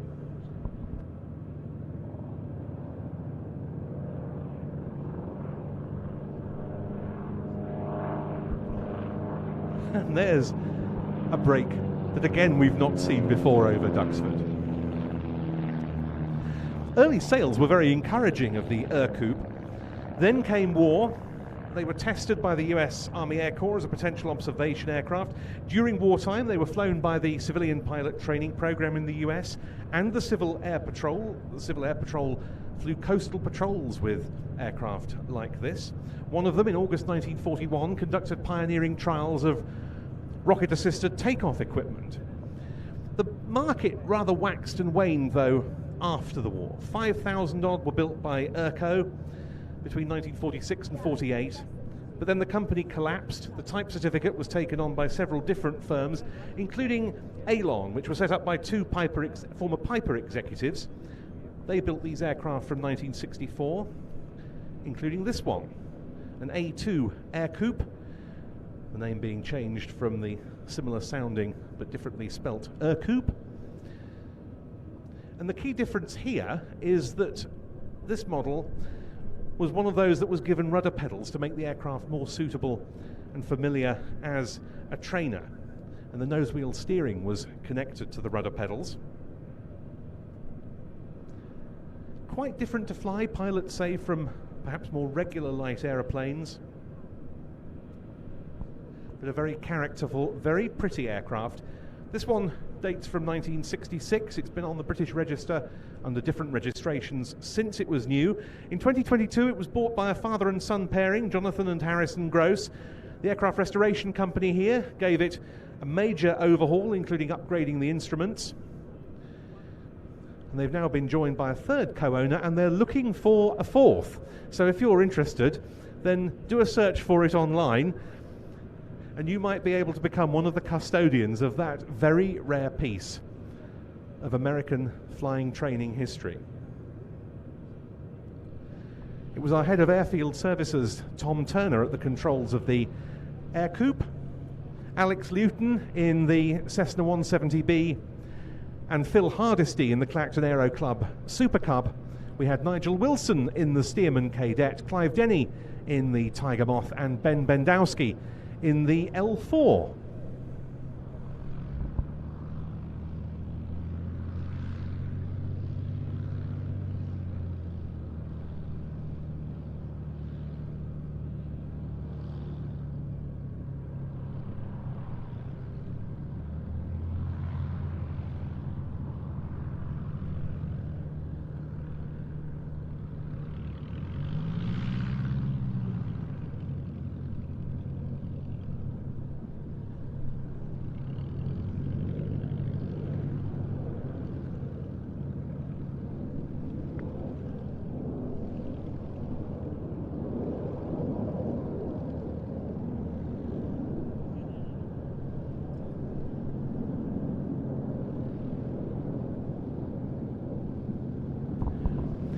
It was Alex Luton flying the Cessna 170B there who coordinated that mixed formation. Always quite a challenge to put together a scenario with such a dissimilar range of aircraft types as we saw there. It was very, very nicely executed. And of course, three of those guys, Alex, Phil Hardesty and Tom Turner, we regularly see flying here together as the Flying Comrades team of Yaks.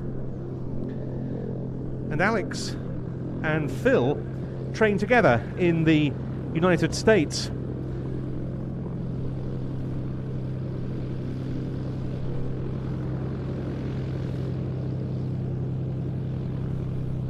Spending 6 months of 2006 at Goodyear Airport in Arizona during their initial flying training.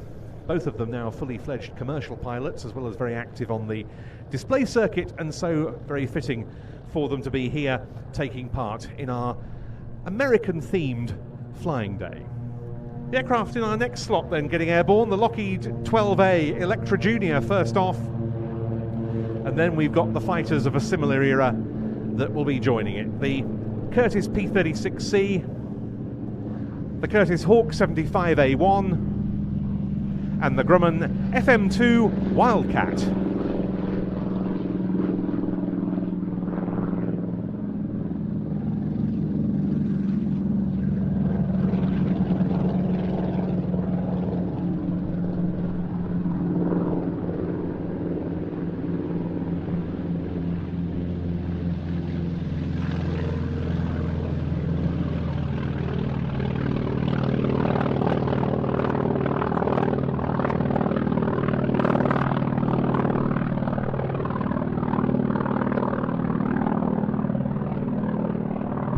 These four aircraft, all radial engined, a pair of Pratt & Whitney Wasp Juniors on the Electra Junior, different versions of the Pratt & Whitney Twin Wasp on the P-36 and the Hawk 75 and the Wright R-1820, the most powerful of these four, on the Wildcat.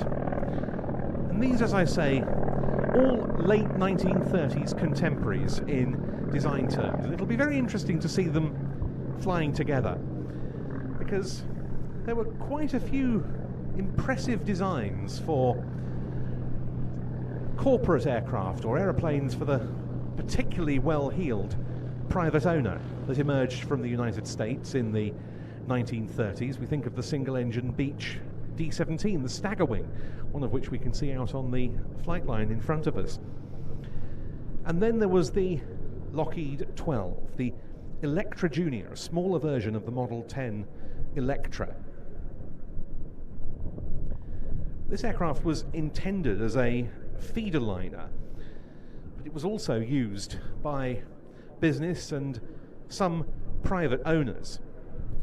And for its day, it was a very sleek, advanced design. All metal construction, a top speed of 225 miles an hour, and very long range.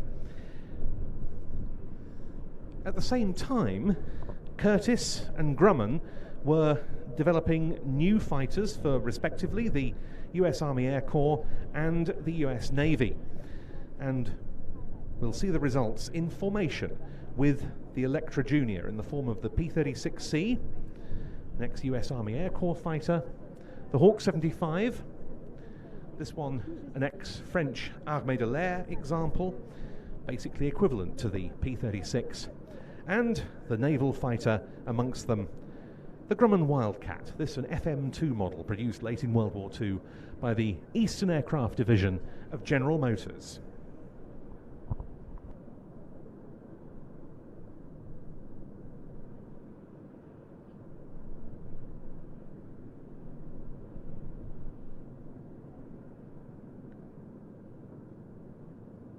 From the left then, the radial formation.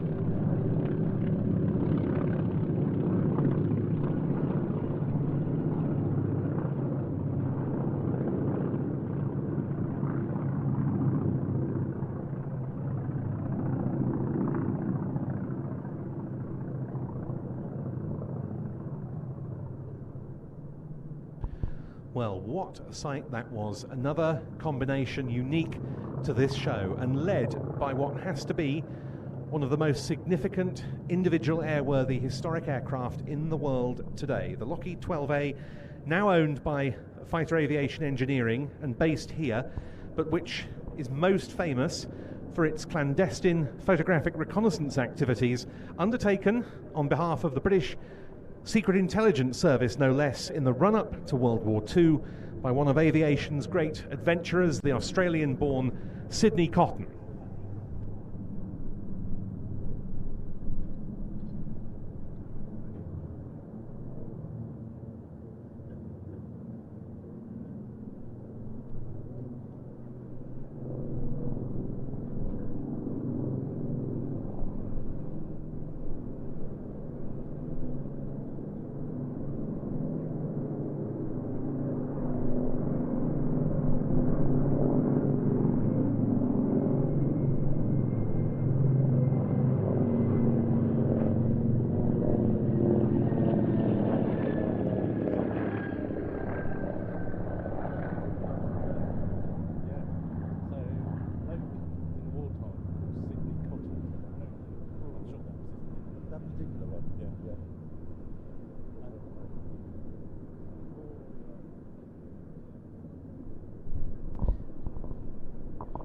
This Electra Junior came to Britain in 1939 and was modified for photographic reconnaissance activities, with cameras being mounted in the bottom of the fuselage and in the wing leading edges, as well as an aperture being provided in the cabin door for a handheld camera. Other modifications included a teardrop window on the port side of the cockpit, which could act as another position for a handheld camera. And there was pipe work to divert hot air from the engine exhausts across the lens of the starboard belly-mounted camera to stop the lens fogging at higher altitudes. And it was in this fit that Cotton and his Canadian co-pilot, Flying Officer Bob Niven, started to venture over first the Italian Empire in the Middle East and then over Germany itself.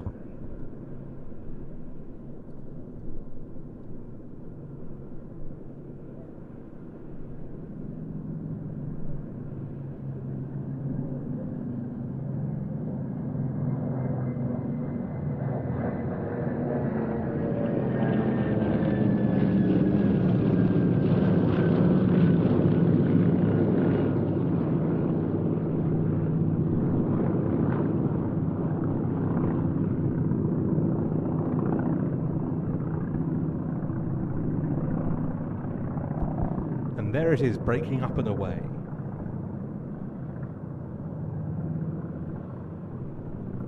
Amongst other objectives, this aircraft provided photographic imagery of Luftwaffe airfields, the East Frisian Islands, and naval objectives in North German coastal areas.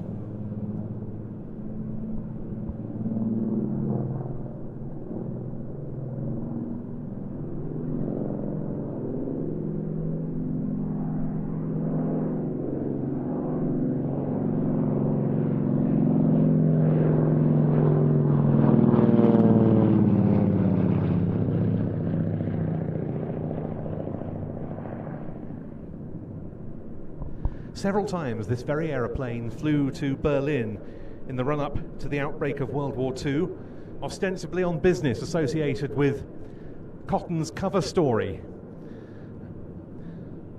namely that he was associated with a maker of photographic film. It seemed unlikely that he undertook photography on any of these missions to Berlin. What is known, however, is that the last of those trips was connected with an abortive effort to fly the Reichsmarschall Hermann Goering to Britain for peace talks.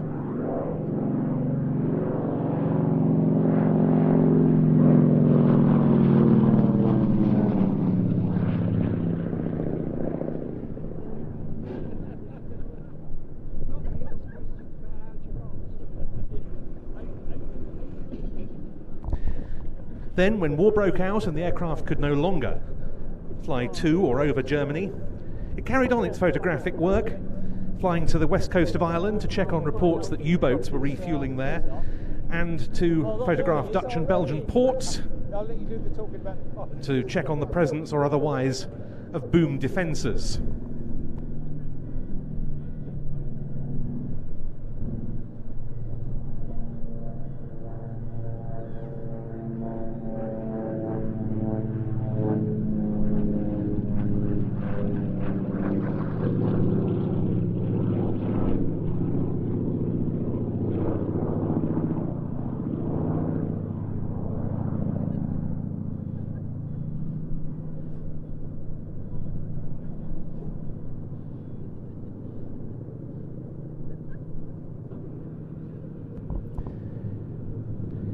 The aircraft was stationed at Heston, near London, when in September 1940 a parachute mine was dropped on its hangar and the aircraft very badly damaged. It then went back to the USA for repair.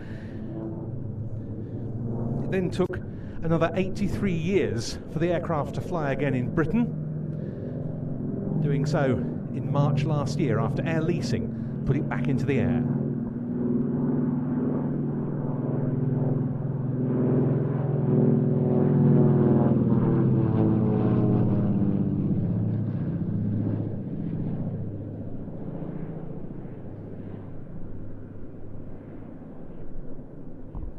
And we're so lucky to have this incredibly historic aeroplane based at Duxford. Lockheed 12As were used in wartime by the US Armed Services, the RAF, Royal Canadian Air Force, the Free French, Dutch East Indies Air Force and others, as light transports, reconnaissance platforms, even as bombing trainers in the Dutch East Indies, on anti-submarine patrols with the Free French and for other tasks. Just 130 were produced. A surprisingly high proportion have survived, and 5 of them are flying in Europe alone. But none of them can quite match the pedigree of this one. The original ex-Sydney Cotton Lockheed 12A that he and Bob Niven flew over Germany in 1939.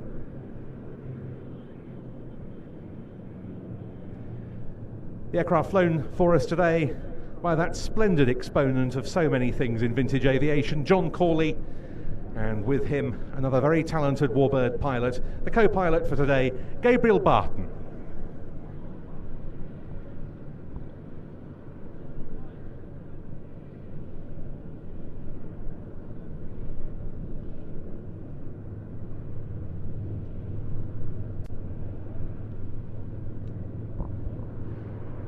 But now, out to the right, the return of the 3 fighters, leading them through the Wildcat.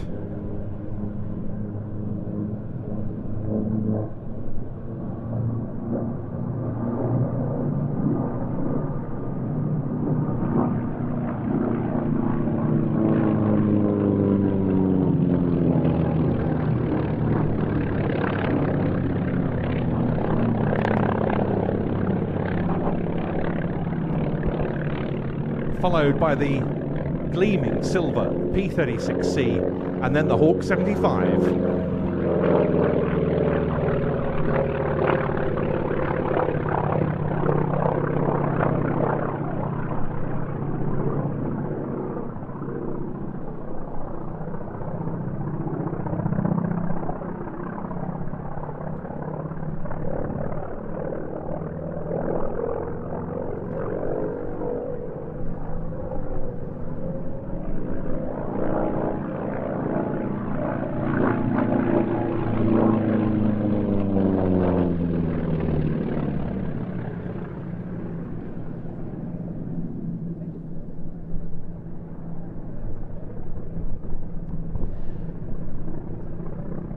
The Wildcat now in front of us, without question one of the greatest carrier-borne fighter aircraft of all time.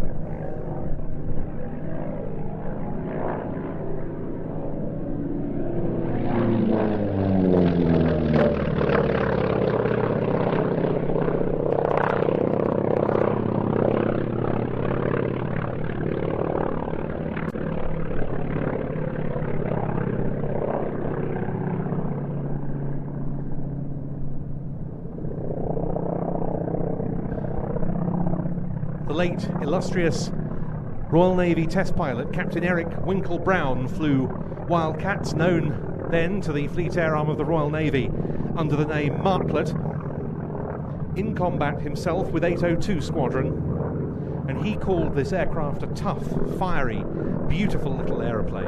And similar praise would be heard from so many other exponents of this fantastic Grumman fighter.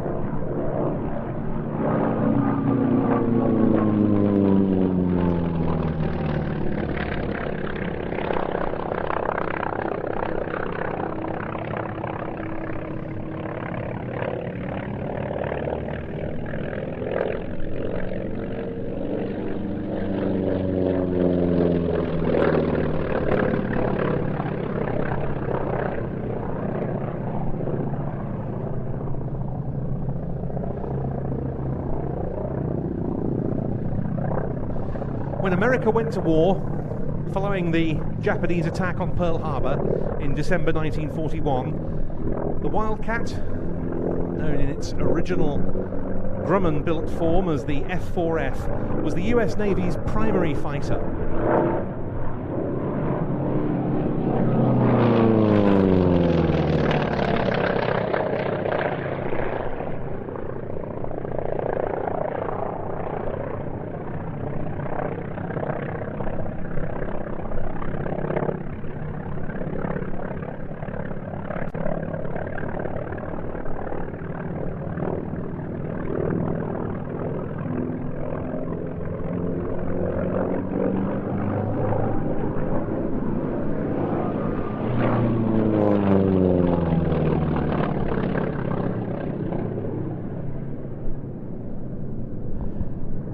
When compared with its main Japanese adversary, the Mitsubishi A6M0, the Wildcat's performance was inferior, but the Grumman aircraft was very, very tough and could withstand a lot of battle damage. And they fought extensively right through the Pacific Theatre.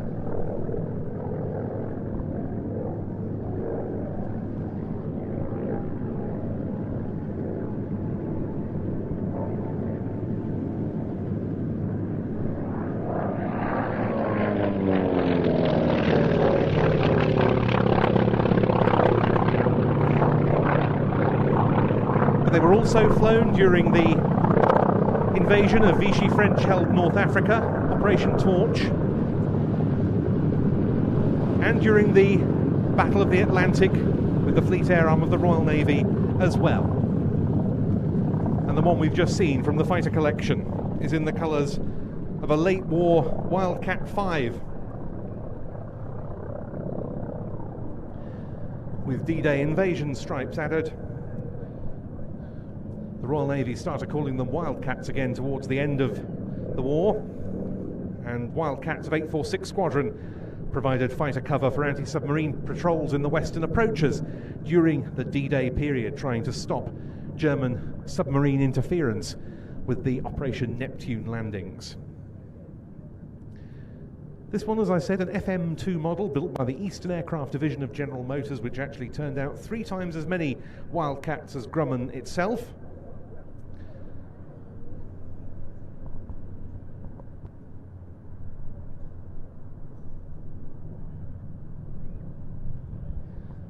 But we're now looking out for 2 variations on a theme. These aircraft, like the Wildcat, both owned by the Fighter Collection, one of the main privately owned warbird operators based here at Duxford. And these 2 aircraft that we're going to see next, really representatives of what was in many ways the first truly modern fighter for the US Army Air Corps in the late 1930s. The Curtiss Model 75, known to the Americans as the P-36. It had really been very inadequately equipped in terms of what they called pursuit aircraft, fighters to us, until the P-36 came along, entering service in 1938. And while it was soon obsolete to the Americans, as Curtiss had the P-40 family well under development by that point, a few P-36s based at Pearl Harbor still saw the type's only combat in American service, and they were very successful indeed on the export market.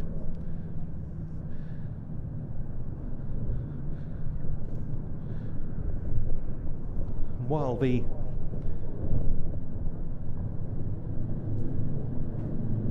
and here go the 2 Spitfires that are going to be forming our final act of the day.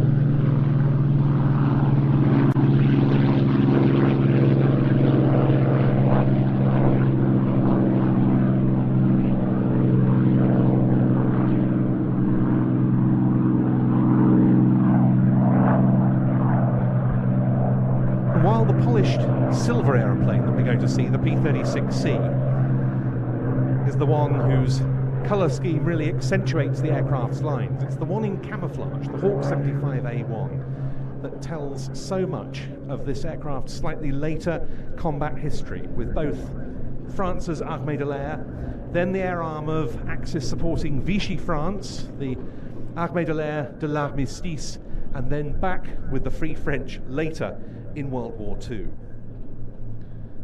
The Model 75 had a service ceiling, a top speed and armament inferior to the likes of the Spitfire or the Messerschmitt Bf 109, but it had outstanding turning performance at both high and low speeds and a very good power to weight ratio, which gave it favourable climb performance. So it was that the Hawk 75 in service with the French was the Armée de l'Air's best fighter of the Battle of France. 7 Hawk 75 pilots made ace of 11 French aces by the armistice with Germany in 1940. And the one we see here, second of the 2 aircraft in this formation, is a Battle of France veteran.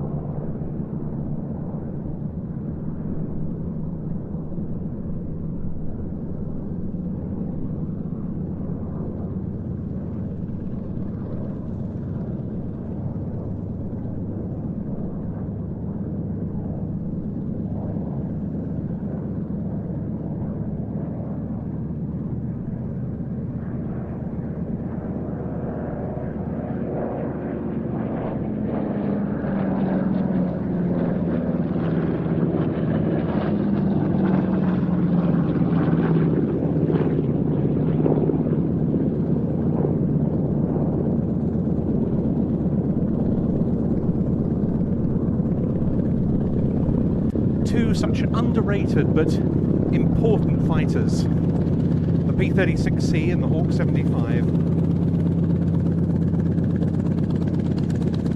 And there, as that very fine Norwegian warbird pilot Rolf Meum taxis past us in the Wildcat.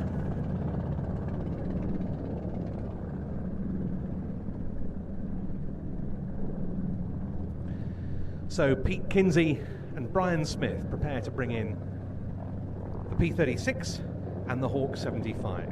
And we turn towards our finale. 11 American citizens flew operationally with the RAF during the Battle of Britain in 1940. They did so in defiance of American neutrality acts which were in force at the time. Some of them deliberately misled the authorities as to their nationality, claiming to be Canadians, so anxious were they to join the fight against Nazi Germany. And that September, a group of American volunteers in the RAF formed its first Eagle Squadron, number 71 Squadron, based at Church Fenton in Yorkshire. They started off by flying an American aircraft, the Brewster Buffalo, but that proved troublesome, and soon the Hawker Hurricane took over. And stationed by now at Curtin in Lindsey, in Lincolnshire, 71 was declared operational in February of 1941. That May, a second Eagle squadron, number 121 Squadron, was formed, and 2 months later, RAF Coltishall in Norfolk saw a third, number 133 Squadron, both of them on Hurricanes. All three went on to re-equip with Spitfires. They participated in the Dieppe raid of August 1942. By then, of course, America had officially entered World War II. The days of the Eagle squadrons were numbered. In them served 244 American pilots alongside British squadron and flight commanders. Between them, they claimed 73.5 enemy aircraft destroyed, for the loss of 82 of their own men, 77 Americans and 5 Britons. On the 29th of September 1942, the Eagle squadrons and their American pilots were officially absorbed into the US Army Air Forces during a ceremony at North Weald. They became the 3 component squadrons of the 4th Fighter Group, and they carried on flying Spitfires in the form of Mark Vs. The Spitfire we're going to see leading the pair that's about to run in is a Mark 1A owned by Comanche Fighters, and it's painted as an aircraft of number 71 Squadron, that first American Eagle squadron, specifically that of Pilot Officer Bill Dunn, who joined the RAF via service in the Canadian Army. Dunn was the man who scored the first kill for a member of any of the Eagle squadrons in July 1941. He went on, having converted to the Spitfire 1, to shoot down 6 more Luftwaffe aircraft and become World War II's first American ace. And with that aircraft, we're going to see a Spitfire Mark 16, representing one of the Spitfires that went on to be used in the European theatre by the US Army Air Forces in notably the fighter and the photographic reconnaissance roles. It represents a Spitfire 9 of the 12th Air Force's 309th Fighter Squadron, flown in Italy in 1943 and 44. This final item then paying tribute to the American connection with that great British fighter, the Supermarine Spitfire.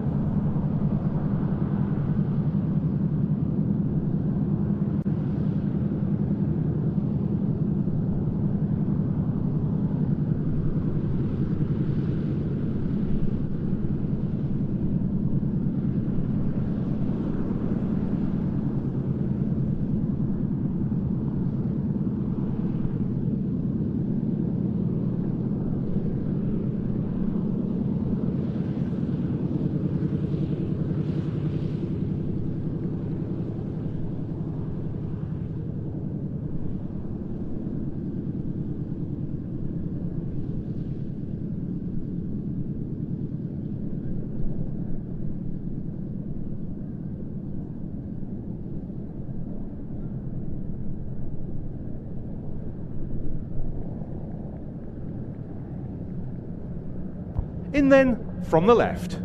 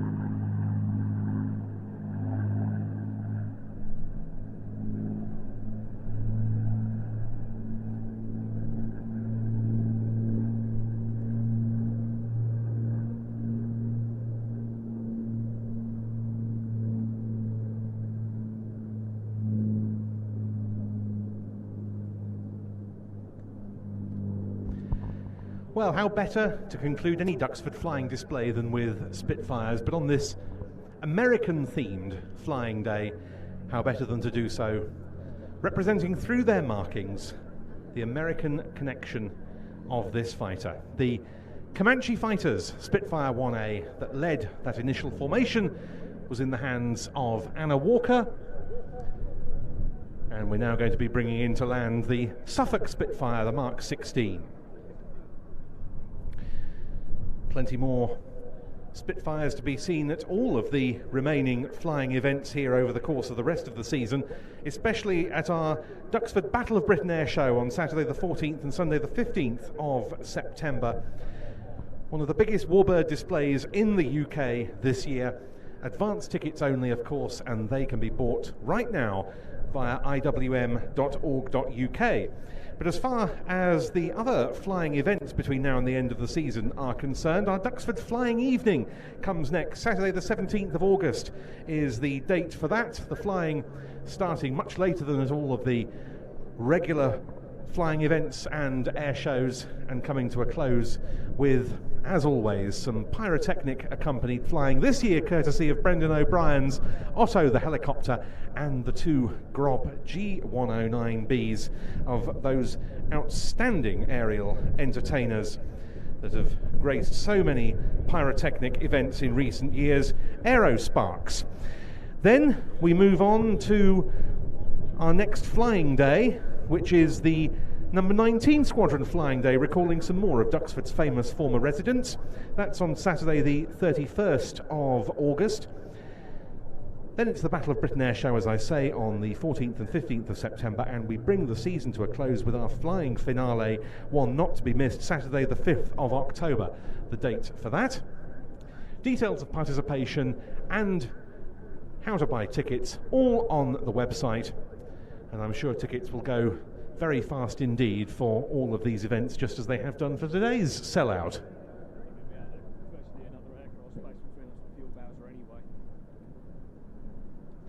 Here comes the Suffolk Spitfire then, into land. Perhaps one of the most active Spitfires of all out of Duxford these days, thanks to it participating in the wing-to-wing with the Spitfire flights that Classic Wings perform, but also a regular on the display circuit, and George Hay was flying it in that lovely display.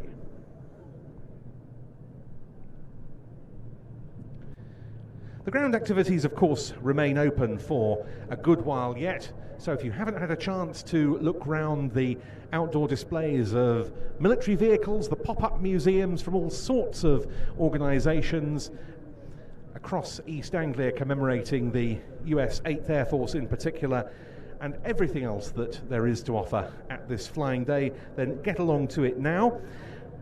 The Easy as ABC talk, the Insight talk in the airspace hangar on the top secret Lancasters of number 101 Squadron, gets underway in just a quarter of an hour from now in the airspace building at 3:30, and the second and final Concorde nose droop of the day, also in airspace, will take place at 4 o'clock.